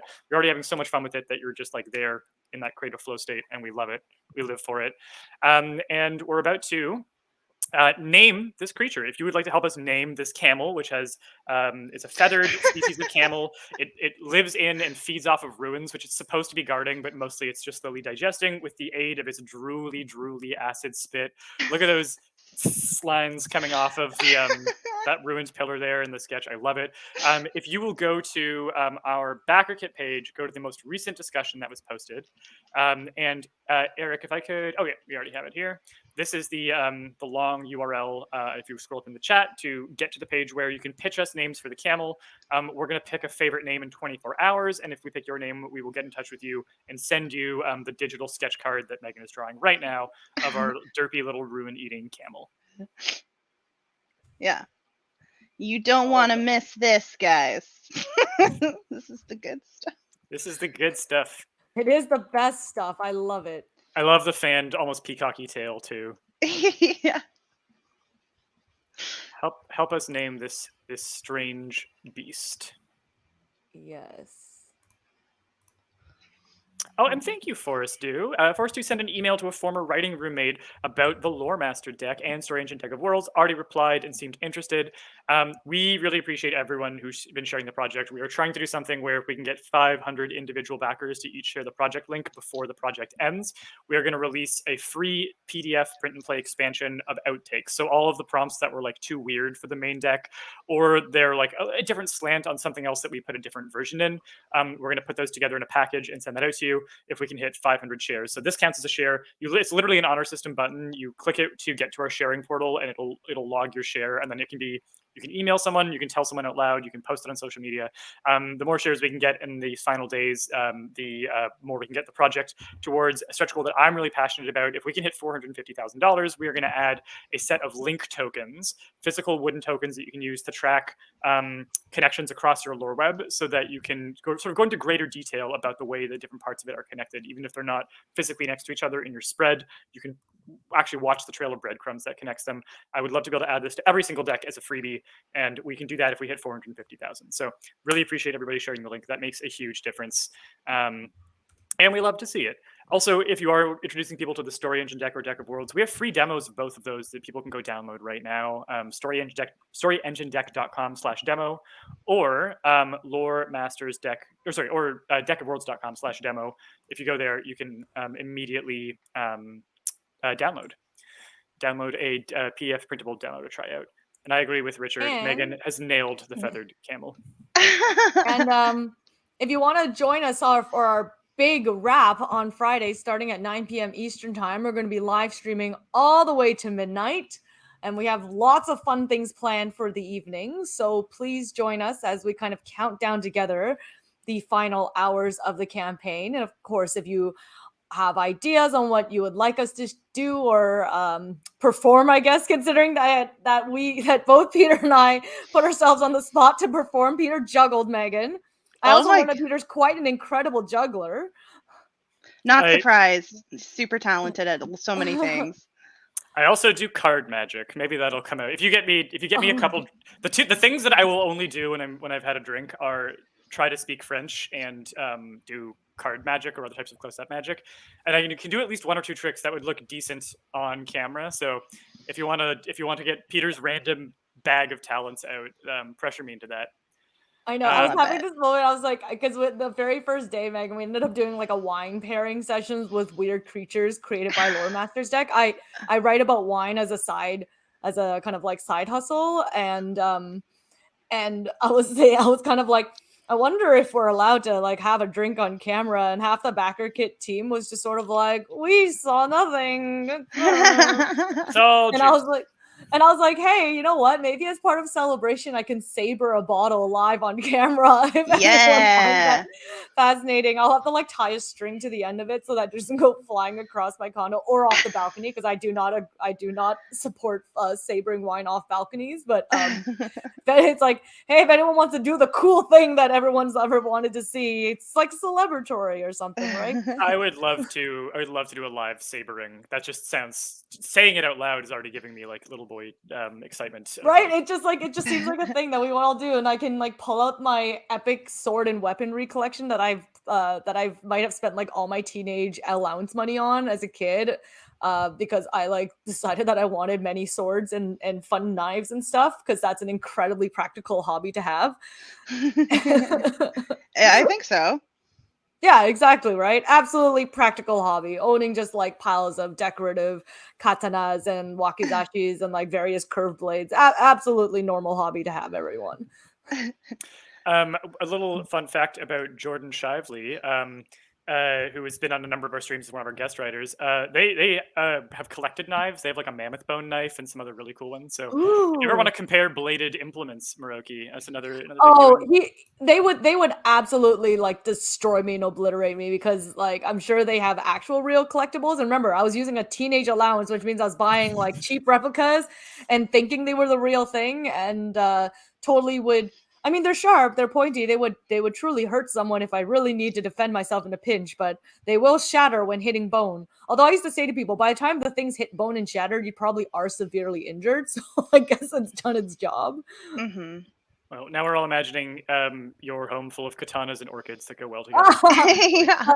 I mean, given that I write about wine and I have orchids, my sister's always like, you like that's like peak villain mentality. It's like I have a glass of wine, I'm just like surrounded by orchids, like, oh yeah, this Bordeaux reminds me of like that time in France when I took a particular person and poisoned him with my orchid flower, right? Like, and now you just add some like katanas with like the same thing. Yeah. Real quick, Peter, I drew like a kind of angry guy, but I think he's getting covered in the corner. Is Oh there yeah, I can get that logo down so just that we can see just for fully. a second? Yeah, of I course. want the corner guy. I No, think you'll- Mr. Bond, I expect you to water my plant. Orchids with freaking laser beams. We love to see it. I'm gonna get a little screenshot of this and drop it on Twitter. This is so good. Yeah, actually, I should update the screenshot. I took an earlier one because I wanted the post up right away. Yeah, I think you can actually embed the live stream. But I think you might be able to embed the live stream. But I probably can. I'm doing this very fast and yeah, probably just like I'm not doing a good job of embedding properly. I'll make We're some all- adjustments after the we're all fact. figuring it out live. And speaking of which, figuring things out live, I'm gonna start our next prompt, and we're gonna make a little character this time. I think. We've got some Yeah. creatures. We got some locations. I think characters and maybe an object will be fun to round out our set of prompts here. Okay. So, Megan, you have primary say here, but chat, please weigh in with votes so we can get another weird camel out of this. Do you want to make an emissary, a mogul, a crusader, or a messenger? Again, this is the canvas we're going to build from, so they're going to get more details. But Right. I'm leaning towards messenger because one of my first D&D characters, like her thing was that she was like a messenger during wartime. So oh, I love that. Yeah. Also, how would you feel about a hyena character? if it comes up in the cards, I'm for it. All right, trusting in the heart of the cards. I love it. Mm-hmm. Heart of the cards. And we do have some votes for messenger as well. Crusaders come up a couple times, and you know what? The nice thing is you can always, even if we don't choose a prompt directly, you can bring those vibes in. So we could always bring Crusader vibes to our messenger if we so choose. Okay. All right, awesome. Let's characterize this messenger. They have an emblem that depicts a creature. What could that be? Like, so that's like every message that they seal or whatever, they seal with that. So that, Yeah. it's filtered by that messenger. It's an option. Agenda where they want to assassinate an enemy or rival, which is actually kind of cool because like messengers are very like they're given diplomatic immunity in a lot of ways. Like you're not supposed to kill the messenger. So if they use that access to like fulfill a private agenda to get close to someone, could be kind of cool. Just saying. Mm-hmm. A trait where they are empathic or telepathic, very different things, but you can decide how much they can get inside people's heads and hearts. Mm-hmm. And then a trait where they are graceful or dexterous. What are you vibing here? I mean, all I can think of was like, how would I draw the feathered camel as an emblem? That head would look great on a coin or like a signet ring or Yeah. So I think the emblem okay. would be fun. And are we doing the camel or are we doing a hyena? Because we have some pressure from the hyena. Ooh, yeah. The one Well, I'll let chat decide if they want to support Sarah's Okay. attempt with the We're gonna hyena. we're gonna tuck Dangerous, the leaving things to the democracy. Yeah. we're tucking creature, and then it's fully up to the chat. So we've had one vote from Tara for swamp camel, one vote for Tara versus Sarah here. One vote from Sarah for hyena sigil, and then Yeah. everyone else please weigh in with camel or hyena. The hyena contingent would like to speak. So in the chat. Okay, beautiful. So we'll move on to the next one while the Okay. chat votes. All right, sounds good. So more details about our messenger here. A background where they are haunted by guilt for failing a loved one. Ooh. Very drama. Agenda where they want to establish a new nation or faction. We're going very big here. Yeah. Trait where they have terrible nightmares or other sleep disruptions. Or incredible physical strength. I love a tiny character who is like too strong, like Pippi Longstockings. I love that. It's not even like super trope. You see it occasionally, but not that often. I always love that bit. So that's where my vote's going. But Megan, what are you thinking? Yeah, I like the idea of physical strength because, like, maybe they're like, you think of messenger, you almost think of like, oh, they're carrying like one or two important letters. I like the idea that this is just somebody who's like, all right, I got some packages like to deliver, and they're just. The other image I love is like someone with a bag that's just way too big for their body, like a giant backpack that's like stacked super high with packages. And that would make a really fun visual to make you draw. Yeah. Okay, so I think we're pushing for physical strength, and the chat. We have one vote for physical strength. So we have a token vote. That's all we need to force it through. Motion passed. Incredible physical strength. We have a swole messenger, and a challenger has appeared here. Richard says the Coldbra would also make for a great animal emblem. So you can the chat. There was now a three-way tie because we've had one vote for each. But we have. Do you want to vote for the hyena? Do you want to vote for the ruin-chewing swamp camel, or do you want to vote for the? This could be the messenger of the cold flame. This could be like how the snake person, the snake god, sends out their messages. Yeah. So with three-way tie in the votes, keep the votes coming in, and it's like the giant snake has the giant roll of paper, and so the messenger just has to be really strong because it's just like an entire paper that's the size of this messenger. Because the snake doesn't actually want to do his job, and he's like sleepy and just would like everything to shut down, he like sends overly long messages to like physically weigh down and slow down the messenger who has to carry them. Yeah. So these like giant scrolls that like it's one of those this email could have been a meeting or this meeting could have been an email type situations. Yeah. I also like the idea for bringing in the office aspect is like maybe it's like almost like a messenger intern that has to like have this huge stack of papers that he's like handing out. So yeah. We have another vote for Cobra, so that Cobra goes into the lead, and then we have a vote for all three. Where I don't know why, but if we can figure out a reason why all three, I'd be willing to go there. But currently, I don't. I'm still scoring that away in my head. Or you know, maybe they carry signets for each of the people they bear messages for, and these are all gods from that god office that we're having people name in the backer kit discussion right now. So maybe this multi-god office, there's a hyena god, there could even be a camel god, and then there could be the cobra god, and depending on whose message they're sending, they seal it with a different emblem. Okay. Yeah. I like it. I like it. Okay, we're going with all three, and we're going with physical strength. And now we have a new trait to decide here. Do they have a background where they come from a notable family estate? And we'll draw a location card to figure out what kind of estate it is or where it's located. Okay. An agenda where they're trying to expose corruption within a faction, which again I like because they have access to the inner corridors of power as a messenger. That's kind of a neat way to use that access. A trait where they are smart or conniving, or a trait where they are a poor or excellent judge of character. I love the idea of being terrible at judging character. Me too. Yeah, I think that one. I was on board with the expose the corruption, but then the excellent judge of character thing I think is hilarious. It's like he's making excuses for his boss. Oh, and we have, I think someone caught a typo. Guilt for failing a loved one, I think should be guilt for failing a loved one. A failing a loved one. Yes, that is a typo. We are using the alpha deck, which is has not been through editorial or proofreading. This was the first draft that I've created, so there are occasional typos and mistakes. Will be Another thing worth that I was $5 million in 12 years.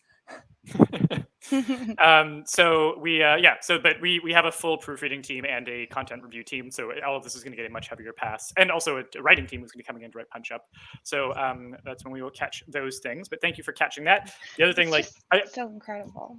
I like Sorry. talking about the behind the scenes stuff a lot. Messenger and Emissary are very similar, and in a review of the deck, I would separate those cues into different cards so that we don't have one card with two very similar vibing cues. So examples of little things that I optimize on the future passes. I try to really balance out the variety of prompts on the card. Poor judge of character. Is the sketch just going to be them getting to a white paneled van because someone offered them candy? Yeah, I could do that. Okay, so we are going with a poor or excellent judge of character. I love this like super swole little messenger with like the giant bag, but like who just like does not know who to like trusts everyone implicitly. Yeah. That's a very fun little bit. Yeah, maybe they got forced into the messenger role because they were like, the people are just like, hey, I really need this thing done. Can you do this for me? And then he just ends up getting more and more work piled onto him. And he's like, sure, it's fine. Yeah, everyone's really busy around here. Dang. Yeah. It's like the classic, if you want something done, find someone who's busy. Yes. Yeah. All right. Last detail for this character. Do they have a former role in a former career in a specific role? So we'll draw another agent card, or another, figure card, and assign this as like a previous role or career that they had before they became a messenger. Okay. An agenda where they want to restore their reputation after being slandered by someone, and we'll draw a figure card to find out who slandered them, which is a disgruntled former client's, classic freelance messenger situation. A trait where they're easily distractible, which I just love for a messenger who's supposed to be like getting somewhere on a deadline. Yeah. He'll take so it. good. You just never know when it's going to get to the person. Yeah. It'll dependably get there at an undependable time. Yeah. And then a trait where unusual hair or facial hair, which is always a fun one for pitching an artist for a visual, like make their hair weird. Do what you want with that. So let's get some votes coming in here. But what are you vibing? I kind of like all of these, honestly. Yeah, I feel pretty. I almost want to go with like maybe a simpler one, like maybe just the hair, because we have a lot of like characteristic of like the personality. Yeah. But helping with like facial hair could be good just to get that. But also happy to go with if the chat sees anything that they really like as well. Well, I'm going to tuck unusual hair or facial hair for now. Okay. And we are going to see if anything comes in from the chat that strongly opposes that, but otherwise we'll go with that. And if not, we're going to corner tech. We're definitely going to corner tech and do another absolutely rule-breaking 5-side prompt. A add-on that I decided not to try to do for this campaign because I wanted more time to think about it was little octagonal bases or hexagonal bases, so you could do 6 and 8 prompts. So you put your core cue in the middle and then you tuck on all the other sides to give it like multiple different features. And you can still just draw extra cards and tuck them all around. So it was more of like just a cool visual way of like physically rounding out a character. Yeah. And maybe something that we still eventually release. But for now, I decided to like focus on what we thought were the most essential things for the campaign. But that's a little idea that's been kicking around the old noggin. As always, if you yell at us in our comments about things you like, it usually means that we'll prioritize releasing those things. Not always. Peter, caving into peer pressure. Really doing. Or inviting community input is the nice thing. Like I think this is like Peter's like actually like secretly conspiring with the community. Be like, if we all do these things, Maroki will totally just green light all the stuff. Because I know I'm the professional party pooper of the team. I'm the one who's always like, yeah, that's a cool idea, but let's like put it here for now, and we'll come revisit in 6 months. So we cave to peer pressure. Excuse me, where's my hyena? Oh wait, you know what? We didn't say what race or whatever. So like, you know what? Let me draw a hyena. Like, is the Oh, a hyena furry, like an anthropomorphic hyena, like almost yeah, a yeah. mole. Yeah. It's gonna be tough getting all of this in. So you guys will have to forgive me if I miss anything and like. Man, I was just about to have this moment where I was gonna be like, we don't negotiate with terrorists, but then Megan immediately was like, "Oh, you know what? Further proving the point. The hyena lobby always gets their motion passed eventually. Yep. They're persistence predators. Should I like share Moroki's like weird animal facts that is like the most horrific thing about the hyena and how the hyena is one of the most shanked animals on the planet, or is that just gonna destroy like all the positive energy we have? Oh no, you go for it. So I recently learned that like they were talking about how like animals that basically nature completely screwed over in terms of like just like why did the species evolve this way. And the thing is that hyenas, women hyenas, have this long like their uterus basically, or like canal is they have like a long protruding almost like a penis out of their bodies that they have to birth baby hyenas through. Ooh. Which like it's like the No, most thank you. yeah. And so as a result, a lot of times baby hyenas end up like dying in childbirth because they're suffocating coming out this tiny tube, or the mother ends up dying because she's not successfully giving birth, or they just both die in some horrific gory death because she's unable or like because like things rupture and it's I feel like this is like a Jordan Shively conversation in terms of like horror, body horror, but like so hyenas, despite all the kind of bad rep we give to them, actually is one of the most shanked like animals in the evolutionary scale when it comes to childbirth. This has been that's new banner just for this. This has been a horrifying hyena fest. Remind me the timestamp right now so that when the video goes up later, I can edit this out. That's so horrifying. And I was just going to say, someone just gave an awesome shout out to our artist, and I think we should highlight that. Yes, I actually wanted to say, like, Megan, I think this is a good time for you to also share a little bit more about Doodle for Food and any project you have coming down the line and all the cool stuff that you do. And maybe we can throw up her website again for everyone so that they know where to check out your work. Yeah. So my main thing is if you enjoy like started out specifically with D&D, but it's kind of ventured more into like fantasy and might even do a little bit of dipping into like video games. But like my current project is called the Boye Guild, which is just me drawing dogs, being dogs in like fantasy and D&D settings. And I kind of have been a little bit on a break because I'm trying to figure out just, find myself. But what I definitely am going to be working on, like when I return, I'm pretty sure, is the origin story of the dogs in the group. So that's currently a thing that I'm working on. I love that. I also just are you insinuating that, Megan, that we dragged you out of a well-deserved sabbatical?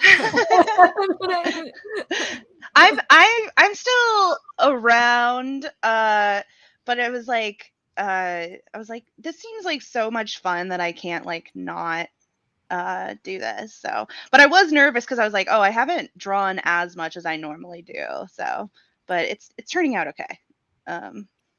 Also, I'm giving this person like little goblin legs because I think that's just hilarious. I'm trying to share the biggest format I can of your one of your comics here. This is an example of Boye Guild. Oh yeah. Lay down your weapon, puny pup. Roki, can you voice the pup, please? Okay, hold on. I need to if I can zoom in enough, I can. Foul beast, as if you could disarm me. No fair! I wasn't ready yet! I love this so much. There we go. Good Boye Guild is so cute. It's so wholesome. I love it. I find at Doodle for Food on Twitter is Megan, a great way to read all of her comics, and yeah, just love it. Oh, that was honestly hearing the voice. That was so cute. I'm just like over the moon excited. That can be our exchange, Megan. You draw art for us, and I will sit there and give you little voiceovers of your dogs. 100% down. The funny thing is when I was like finishing up my animation like courses and stuff, I had the plan to post, do my own animations, because again, it's kind of like, unless you're in the hot spots for animation, it's like hard to get noticed. And so I purchased like a mic to do voices. And then after I purchased it and got it all set up and stuff, I realized I'm not really great at doing voices. So it's just a funny, I have the same. I've been trying to get better at both narration and voices. Voices for just like my home game, because it helps a lot for differentiating characters when you're DMing. If you can give them something distinct, and like little tip for people who are like getting into the beginnings of voice acting is accents and like depth of voice or like highness of voice are not the only tools in your toolkit. Pace and word choice can be really good. So characters who speak in your exact same voice, but more distinctly and it's actually so for those of you who don't know, I have a previous life as a professional actor and a producer for 10 years, and one of the industries I really wanted to be a part in was voice acting. It was actually what turned me into an actor, because I, as the nerdy kid, really wanted to voice my favorite anime and cartoons, and basically was like, maybe someday I will get to voice the cartoons and anime that I love so much. It never happened, but I did do all the fancy training to become a voice actor, whatever the hell that actually means, if I'm super honest. But one of the things that our coaches always said to us is that it's not about doing the most out there extremes of your range. In fact, it's best to create voices around your natural voice. And because it is representative of you, every voice is unique. And you should be able to use a voice that you can control and manage for long periods of time, right? If you're doing something for a whole season, if you have a long character, if you're doing a long game, that you want to make sure that voice can be, you can actually keep up that voice for that entirety of the activation or the project. Yeah, I as someone who's not good at voice acting, definitely have like found that to be true too. Especially it's work with what you've got. And I know for the live stream, I decided kind of the morning of that I was going to try to do a voice for the main NPC, Candy, Candica Woolen. And one of the voices that I can do a little bit better, not because I'm good at it, but just because it fits my cadences, because I do a lot of uhs and ums. I mumble a little bit. I kind of talk into myself sometimes. Is doing like a little bit of not quite a southern drawl, but almost more like a Dakotan accent meets southern drawl. So Candy had a bit of a well. Listen, y'all, I'm a little concerned that if we don't get a mosey on here, there's gonna be problems coming down the road. So I hate to giddy up us, but like I think let's hit the road and figure it out from there. And it's not a great accent, it's not, but it fits the character and it fits the cadence I'm already doing. And it's like, hey, that's all right. And Megan, you're actually from Texas, right? So you can hear everything I'm doing wrong about the drawl and anything from the South. I think that's the most unique way I've heard somebody use the phrase "giddy up." We don't giddy up. Oh man. It's funny. I actually, going into that live stream, I totally thought I was going to pull out an accent and do something a little bit unique for Nom's character. And so I have naturally acquired a northern, like kind of a weird medley Northern Irish accent from when I lived in the UK. But it's a blend of all the different accents all my various classmates and friends had, or the dorm mates I lived in. So it was like a little bit of Derry, a little bit of Ulster, a little bit of Belfast.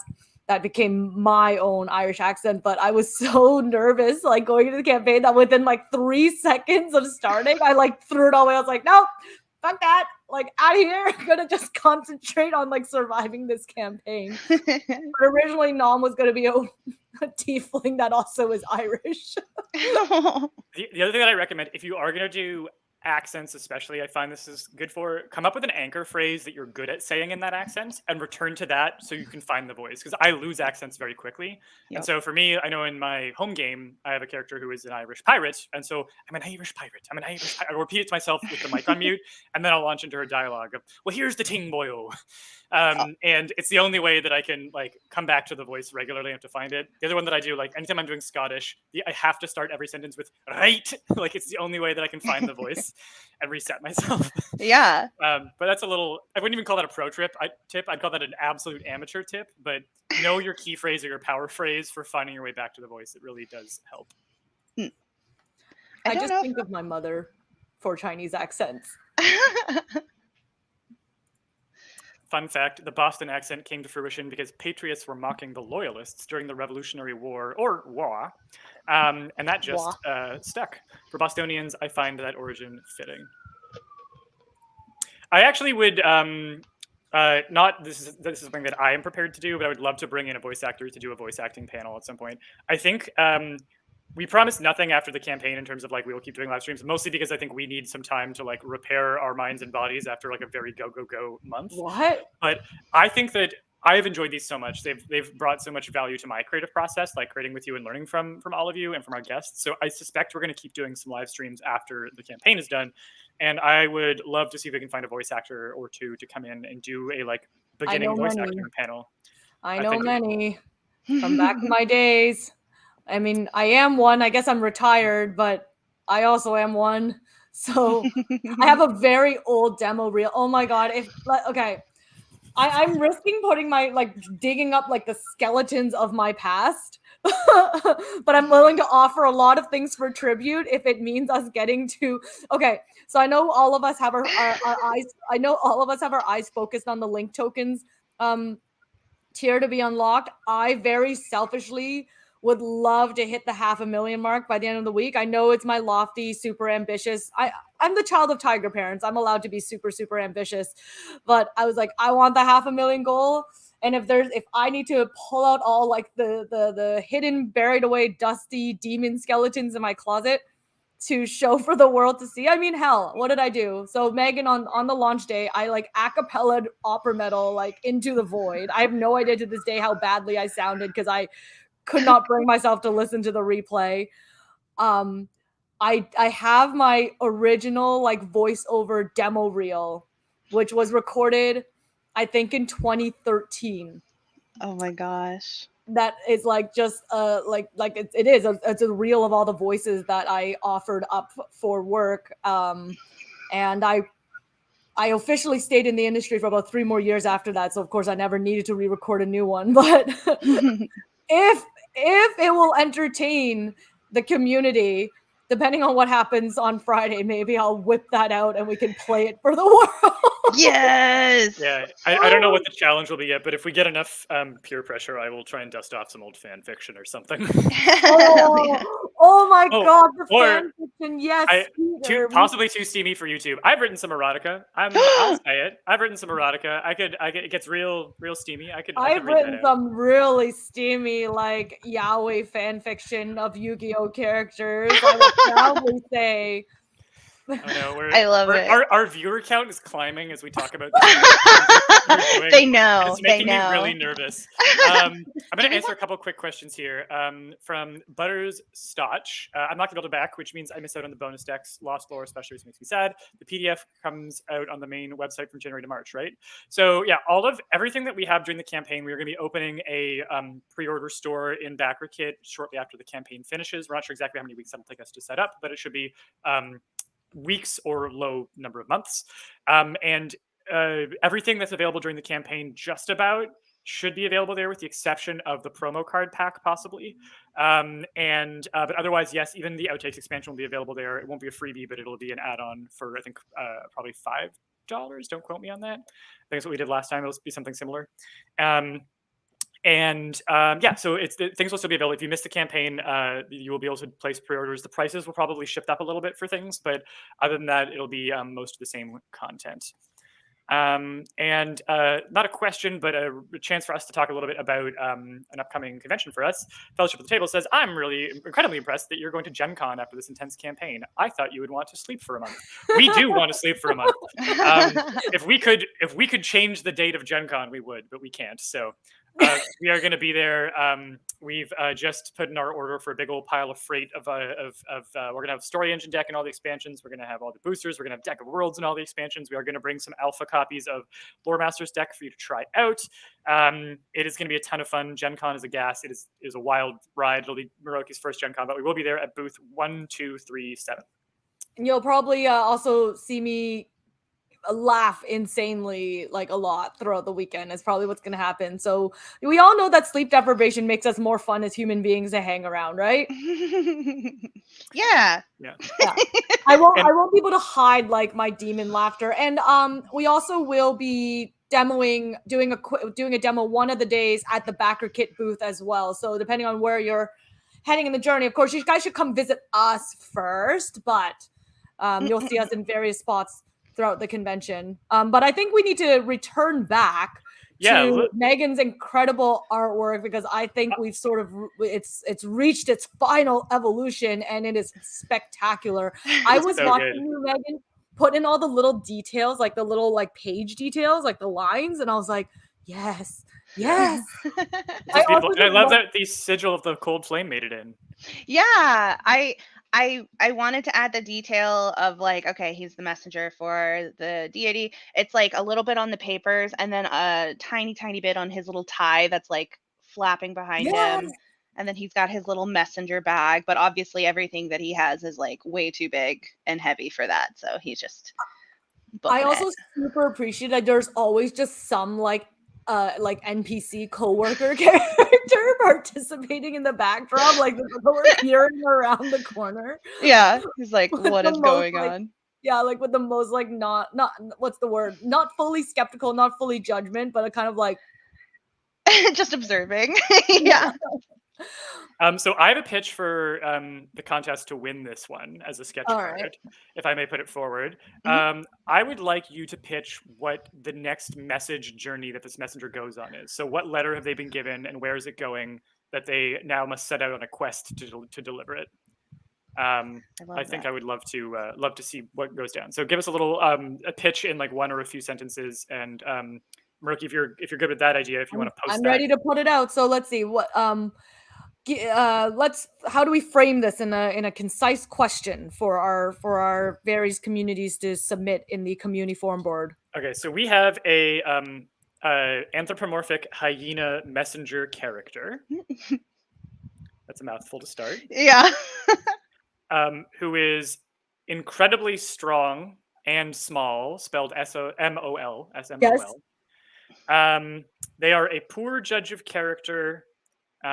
And have like cute tufty hyena ridge hair, and they run messages for the serpent of the cold flame and for the ruin eating camels and other deities and creatures in this world. Bruh, the building granola eating camel. Please tell us. Hold on. Oh, yeah. And other deities of the corporation. All right, tell us. Please tell us what the next message they have to deliver is and what quest it will take them on to deliver it. And thank you, Fellowship of the Tables, for joining us. We'll see you later. Sorry that you have to run. A question from Butters Stotch. Do digital products come back on the main website at the start of 2024 or later? Only asking because sadly I can't back. So I think probably there'll be a transitional phase where the Lore Masters stuff and the pre-orders are on a dedicated backer kit page. Backer kit has a kind of pre-order store format that they do that ties into their crowdfunding system. So there'll be an interstitial period where that's where you get the Lore Master products, and our main website will still be only things that we can deliver and fulfill immediately. That's just because PayPal has very specific restrictions about pre-orders. If you don't deliver something within 30 days, you're in violation of their policies. And we just can't do pre-orders through the website while taking PayPal. So we'll take those through BackerKit. The main website will still just be Story Engine and Deck of Worlds, but you'll be able to pre-order. You'll be able to get the PDFs. We're already going to be delivering the PDFs in probably early 2024. So yeah, you will be able to get those. And I agree with Maureen. The character is turning out so cute and amazing. Little guy peeking through the corner, super duper cute. Question from Daniel: will the post-campaign BackerKit store purchases count towards the last stretch goal? If possible, I really want to get those tokens. I do not think that they will, unfortunately. We're not able to plug that in, and that the stretch goals were sort of designed for during the campaign. And a pitch from Sarah S. And definitely drop this idea on BackerKit because I love it. And BackerKit is where we're going to be rounding up all of the answers that we get. Definitely, they need to take some spam mail to some sort of creature that lives in the heart of a volcano, because the letter said extremely urgent. And it's like, yeah, an inheritance of like a prince ship that they had never heard of in a country that they haven't been to.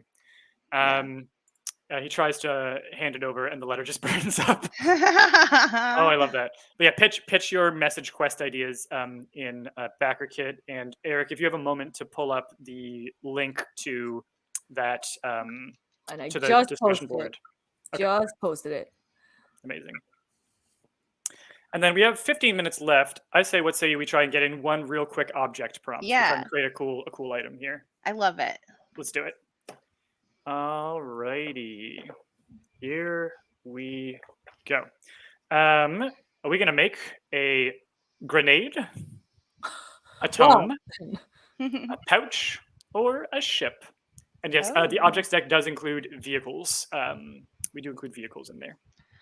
I'm tempted towards tome or pouch. Alrighty. Well, let's proceed with. Oh, you know what? Okay, so let's do a tome, but maybe it comes in its own little pouch slipcover or something. Okay. But we'll put tome as the main thing. And I think for the purposes of time here, we'll do this just with the panel rather than with chat, because the delay adds some time for determining things. But hey, we got to vote for tome, so technically we have what we need to push the motion through. There we go. All right, and with the items, I'm going to pull the namesakes expansion one more time. I really like the namesakes expansion. We're going to name the tome. This is a name or a nickname that it has. The Proud Tome, the Godless Tome, the Tome of Victory, the Tome of Guile, the Blighting Tome, the Sand Tome, the General's Tome, or the Smiling Tome. Megan, what are you vibing here? I can go through those all again. Yeah, can you, sorry, one more time? So the Proud Tome, the Godless Tome, the Tome of Victory, the Tome of Guile, the Blighting Tome, the Sand Tome, the General's Tome, and the Smiling Tome. I think because I love, so I do like the Smiling Tome, and I also like the Godless Tome, just kind of wrapping in with like previous prompts a little bit. So yeah. All right. Yeah. Let's do Smiling. Let's do Smiling, and we can keep the Godless in the back of our minds for what that might mean. Mm-hmm. All right, Smiling Tome, and yeah, maybe this is something that is like specifically outside of the bounds of the gods. Like the gods can't touch or open it or read it, or if they open it, they see blank pages. Yes, and it's something only for mortals. I like that. All right, more traits for this object. A background where it's linked to a prophesied event, and we pull an event card to find out what the event is. Oh. A background where it was forgotten in storage at a location.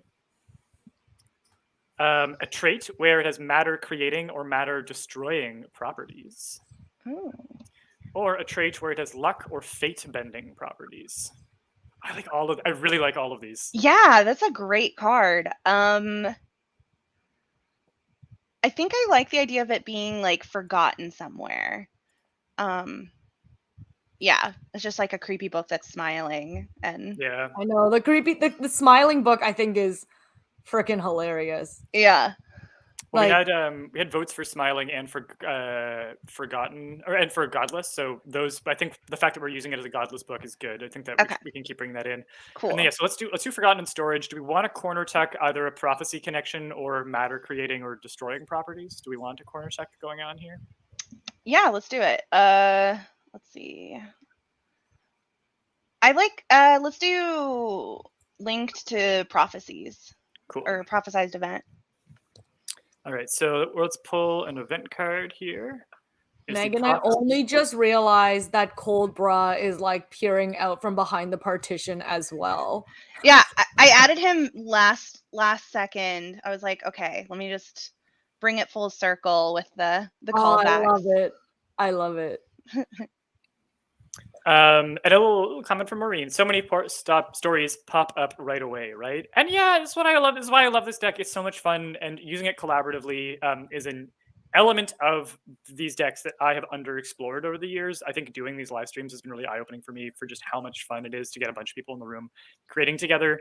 And in case you're here and you don't know yet, we're doing live drawing lore prompts with Megan McKay with the Lore Masters deck. It's been a delight. We're creating lore prompts using Lore Masters deck, which is a deck of cards for generating world building ideas and ideas for the lore of your world that are original, and it gives you a good starting point for going out and creating some fun, cool, weird things. And you can create all kinds of stuff. You can create items like we're doing right now. You can create characters like you can see in the sketch. You can create gods and locations and events, and it's all kinds of fun. And Megan's drawing the things that we're creating live, and it's a delight. And that's what you've just stumbled into, in case you didn't know. And sorry, Maroki, you were saying. No, I was just saying, like, I was just agreeing with you in, it was, we kind of reiterated again on Monday when we had the live stream with Aaron, who has a backer kit campaign live right now, and Connor, who has a Kickstarter campaign on right now. We were talking and we were creating together, even with one single lore cluster or a couple lore clusters together. We had so many different interpretations of where we wanted to take that lore. So even when you have like a single prompt, there's the creativeness can be generated by us, the writers, based on our experiences, and you can create 4 whole different stories from that.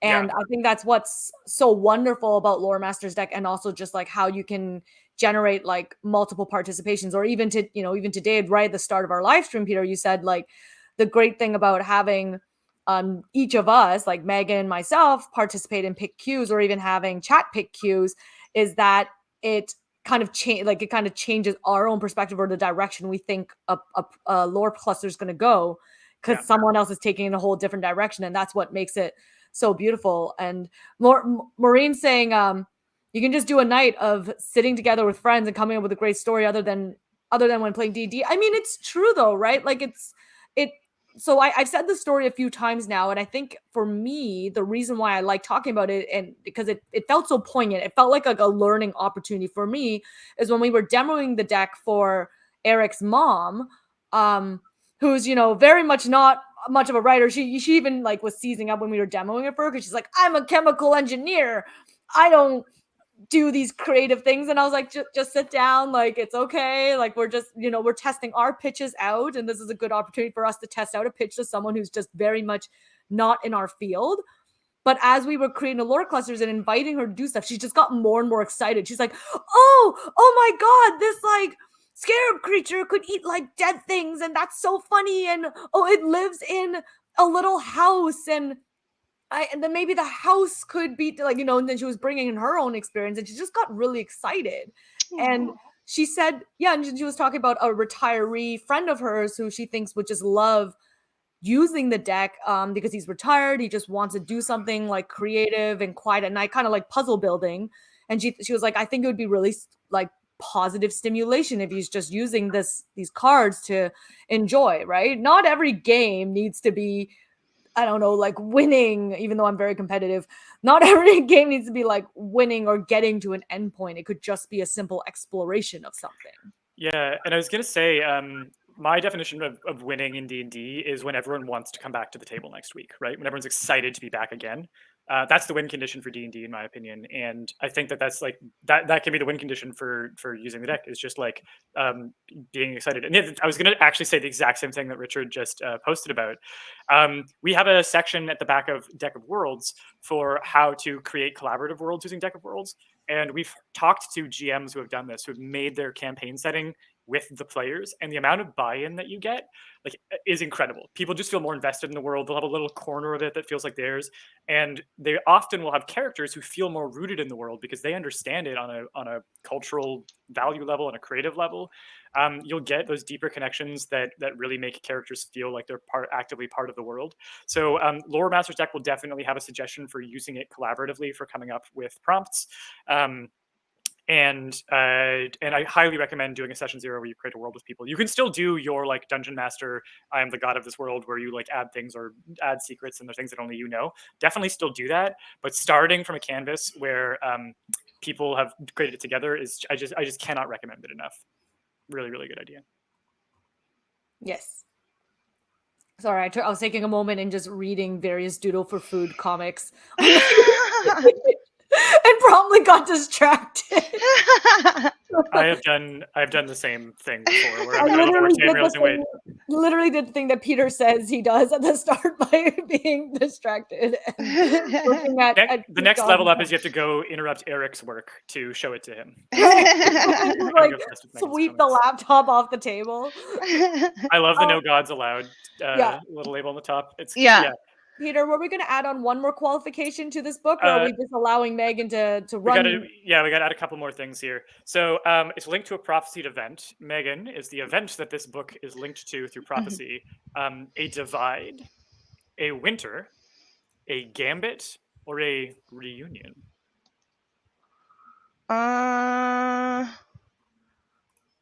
Let's do. Can we do? I don't know. Let's do a reunion. Yeah. We can figure out what that means later. Yeah. Okay, reunion sounds great. And then in terms of forgotten in storage at a location, someone pitched that it was forgotten behind all the plants in the snake office, which I like. So we don't need to draw a card if we're comfortable using that as where this thing is, which is funny because it's a no gods allowed book, so the snake can't even use it. Also, snake doesn't have hands, so yeah. How do we feel about the location that it's lost in being the back of the overgrown office behind all the plants? Yeah, I love it. We love it. Okay, amazing. Then we just need one more cue to send this home. Alrighty. This book, does it have a background where it's responsible for destroying a location? The snake's office is a ruin, I think we've decided. So yeah, the book could be behind it. A background where it's used in trials or interrogations.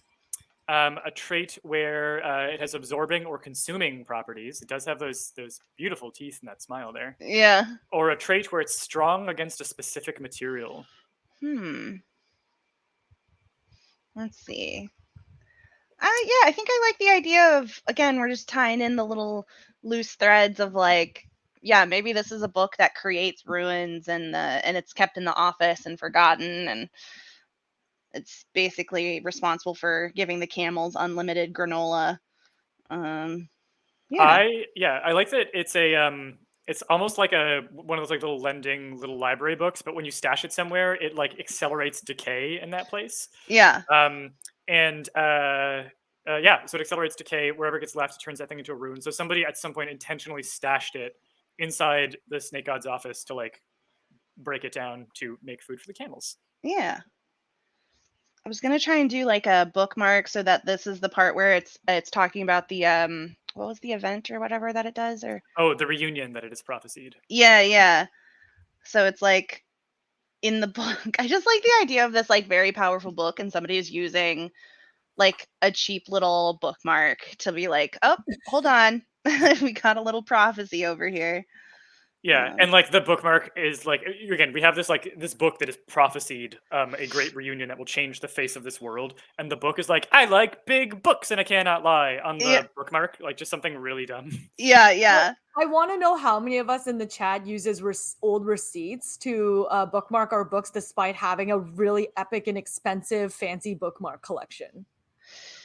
If you have a bookmark that's nice, you can't use it because then it won't be nice anymore. Yeah.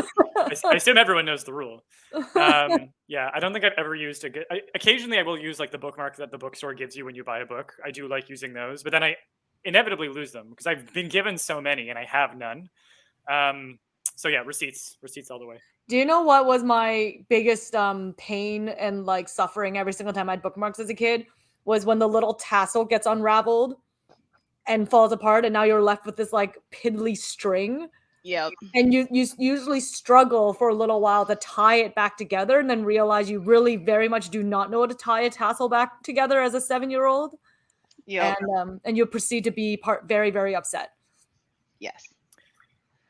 So question from Daniel that's come up in the chat, and that the answer is complex, and it's mostly no. If you decide to sleeve your cards, and this is using standard just transparent sleeves, will the focus sleeves still work? The best answer I can give you is that as of right now, it's best to assume that you cannot double sleeve cards. We are definitely going to look into when you do a stiffer type of sleeve, like we plan to do with the focus sleeves and make them a little bit heftier. Sometimes you can have a little bit of extra room, but the margin for error is so small, and I do not want to promise that that's going to be possible. So it is not impossible that they will be able to do so, but at this time, it is best to assume that they won't, and for it to be a pleasant surprise if they do. Which is why I think in the chat we mentioned this before. We've said either some version of no or probably not, and if it does, we'll find that out once we're in the stage of actual production. Because again, those margins for error are so small when it comes to sleeves and sleeve sizing. Yeah, for sure. And I think the way to make them as universal as possible is just to assume that not everyone has their decks sleeved. So obviously making it because you don't want it so big that if anyone has unsleeved cards and ends up in a focus sleeve, then then the card's loose inside. So the assumption right now is yes, you can't sleeve a sleeved card. Although this is something that I'm beginning to learn about, I guess, like card sleeving world, because I guess double sleeving may be a thing in card worlds. Some people do double sleeve, where you put like they're called like penny sleeves, which is the style of transparent sleeve that we have for the main deck. That's just a very basic sleeve, and then they'll put that inside a slightly larger outer sleeve. Usually that's like a thicker PVC material. And yeah, so it is not inconceivable that we'll be able to support double sleeving, but we definitely can't promise it. We're new to the style of sleeve with focus sleeves, and when we do a new product, we'd like to sort of focus on one new core competency at a time, and that's going to be making sure that these work with the cards rather than trying to like swing for the fences and make it work as a sleeve within a sleeve system. So yeah, the other thing I'll mention, if they do end up fitting sleeves within sleeves, that's going to be fitted to our sleeves specifically, and we will definitely not be able to promise that for third-party sleeves. A lot of people have been using 80 millimeter sleeves, and ours are I think 78 millimeter sleeves, which like kind of fit a little more snugly. If you use any slightly bigger sleeve, we definitely cannot promise that that's going to be something that will fit. So a few disclaimers there. Yes. I love that we now have, you've recontextualized the position of this book inside a donation pile at the back of this ruined office that it's bringing into decay. Yeah. For plants that have been forgotten to be watered, they're thriving very well. These are the ones that thrive on neglect, as they say. I was gonna say, like what I see is kind of like a bird of paradise, like bird. The one in the background, I'm pretty sure that one, as long as it's humid enough, is usually okay. Yeah. Not quite. And then I will just make an assumption that some of those down there are like peperomia like plants, or things that generally thrive with neglect and not even that much sunlight, honestly. Yeah. And then I'm trying to decide what that one with the frilly leaves are. I was trying to do a monstera, and then it kind of turned into like a random philodendron that has like the wavy leaves. Yeah. Mm. Oh yeah, or an elephant ear. I have like the alocasia elephant ear. Although mine has been a little bit of a wee bitch this year and been like antagonizing me all year by kind of being like, I look like I'm about to die, and I'm like, but why? And he's like, it's like, I've done everything to love you, and he's like, I don't care. I'm just keeping you on your toes. Yes. Yeah. I do feel like plants are very dramatic, where like you change the temperature of the house or like the humidity by like a couple of degrees, and they're like, guess I'll just perish. Yeah. And all those memes too of like plants growing out of like sidewalks, Yeah. like wild plants outside, and they're like life, and then like indoor plants, if you're like the pH of my water is off by 0.3. Yep. I can't go on like this. Yeah, I definitely have moments like that where I've given up on a plant and then and it's been mostly dead, and then whenever I try and like I'll just be like, okay, well it's gonna go in the trash because it's dead, and then it like springs back to life. It's like, you thought. and I don't know how to feel about that. Oh, I totally water dead plants for like months after what I think is their expiry because I have a bad habit of just keeping my dead plants around and not throwing them out. I'll just keep watering them. And literally, I had this basil plant. It was like 2 brown twigs. Kid you not. There was no green. And I just kept watering it with the rest of my plants. And then I think like 8 months into the process, a whole new basil plant like emerged out of the brown twig. And I was like, plants are weird. Plants are weird. I was trying to draw a cobra in the background, but it kind of isn't working. So it's just gonna maybe just like a random snake shape. Yeah, it can be like the silhouette, like the shadow of him. I don't know, like way off in the background. Yeah, he's like looking for the book or something. We love to see it. Yeah, it's like it's that last moment when you look in the donation box and suddenly have second thoughts about donating the things you claim to donate, and then you pull them out of the donation box and proceed to keep it for another 5 years where it doesn't do anything. Yeah. I love how sneaky the book's face looks. Like I love how it's like Yeah. I think that's great. And I so my pitch for the contest to win this sketch card. Okay, I'm ready to go. I don't know what the reunion is, so I think you tell us. What prophesied reunion could this book be tied to, given what we know about it? And as a reminder, this is the Smiling Tome. Wait. Oh, you're what prophesied? I can't spell prophecy apparently. Prophecy. Prophesized. That's the word. Prophesized reunion is this book linked to words. That's why Peter's the writer. Okay, give us the refresher on the context. Yeah, so this is the Smiling Tome. No gods are allowed to read it. And it has been forgotten in storage at the back of the Serpent God's ruined office. And it is, in fact, responsible for bringing that office to ruin. Ooh, okay. Any building that this book is stored in, and it's often like almost put there intentionally, like a little slow decay bomb. Any building that this book is stored in, it will accelerate towards ruin and will become a ruin over time. And we think that this is linked to our ruin chomping camels in some way. But I would like, in the replies to that main comment, I would love for people to explain to us what reunion this book might bring about. I also like the idea that this book is smiling because it knows something, and maybe it knows something about that reunion. Yeah. He's like, tee-hee. Yeah, that's a real ruin-eating grin, so to speak. Yeah. I'm gonna put an emoji of a side eye smile into the update as well. I like putting my emojis into things. I used to be so resistant to emojis. I thought it made things tacky, and then I just kind of started leaning really hard into it. Yep. Same, to be honest. Yeah. And I'm trying to remember, we had a question about what is the Cobra God's domain, and I'm trying to remember. So it was the Serpent of the Cold Flame. Mm-hmm. They were trying to bring about a hibernation because they just wanted to go to bed, go to sleep. Mm-hmm. They were being pursued by the reviewer of the gods, a god critic who reviews the gods. Yeah. Who they just don't want to have to deal with. Mm-hmm. They have a signature possession, which is a belt. So this god wears a lot of belts. Mm-hmm. But I don't think they have a specific domain. I mean, physically they hang out in this office, and I think their whole thing is just trying to go to sleep. So I would say like sleep, taking a break, taking a nap. I would say that's their domain is naps. Yep.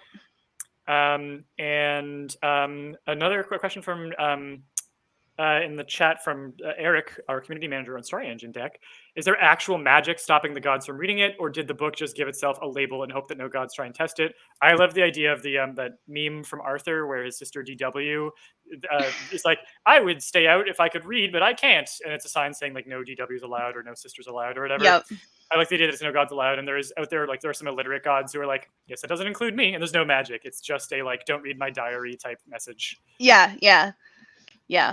It's just a normal creepy smiling book, but it just seems ominous. No worries, no big deal at all. I'm gonna take the opportunity to read a tiny bit of the very first, one of the very first community contest that we put out for giving away the first card, but I Yeah. decided to like give it a little bit of a story. So this was my story of it. Our lovely snake deity named Cobra just wants to hibernate, but those pesky mortals keep waking him up with their worship and wishes. To top it all off, the results for Best Deity of the Year will be published soon, and his ratings are quite low. Dang that God reviewer Toby and his nasty eviscerations of his character on his weekly column. I love that so much. It's great. I love it. Yeah, I absolutely love it. It's got a very Douglas Adams vibe. It feels like a Douglas Adams problem. Alrighty. Well, I think that takes us basically to the end of the live stream. Maybe Megan, if you have the various sketch cards that you've drawn throughout the session, I would love to share them with all our audience members in case someone joined late. Yeah. Megan McKay from Doodle for Food, and also Good Boys Good Boye Guild. Good Boye Guild. See, I was like, dang, I was looking at so much Doodle for Food. I was like, Good Boye Guild and Doodle for Food has joined us today to grace us with her incredible and adorable artwork, creating art generated by prompts from Lore Master's deck. So we have this first one here where we created our deity, which we named Coldbra in the chat. And then Cobra now lives in this ruined office. That's over. And in our community board, you have the chance to kind of name what the corporate deity office name is. Yeah. What is the name of this headquarters or HQ? Yeah. It should have like Inc. or LLP attached to it. Yeah, for sure. Yeah. And then we took the story of Cobra and created this feathered camel species that loves chomping on ruins of buildings because it is tasty granola. And we've asked people in the community board to tell us what the species of feather camel is. And then we also added to the team of the Cobra Corporation through this hyena messenger who's strong yet small, or small yet strong, who's going to deliver messages. And we've asked you to pitch us in the community boards. What message are they what kind of message are they delivering, and what quest will it take them on? And then finally, hidden in the depths of the office ruins is this smiling book that gods cannot touch, so who knows why it's in the deity's corporation. And in the spaces it hangs about, it brings ruin or accelerates degeneration of buildings and assets. That's very terrible for depreciation and maintaining values of your capital assets, I'd say. And their balance sheet's gonna be a nightmare.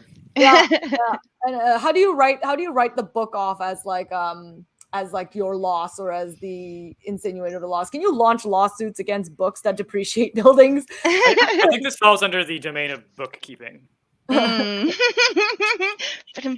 Also, Eric, you're fired and disqualified for this one. You're not allowed to win, Eric, but the office is called Coldbrook High. All right, fine. You can stay. I mean, it's kind of brilliant. Oh God, I have to laugh. Good one. A pun that Marogi likes. Hey. That's Sometimes. You are meant to be together. But this has been Live Drawing Lore Prompts with Megan McKay of Doodle for Food. If you've enjoyed it, go check out doodleforfood.com. And if you are enjoying the Lore Masters deck and want to find out more, you can find out more at storyenginedeck.com/lore, which will take you to our backer kit page.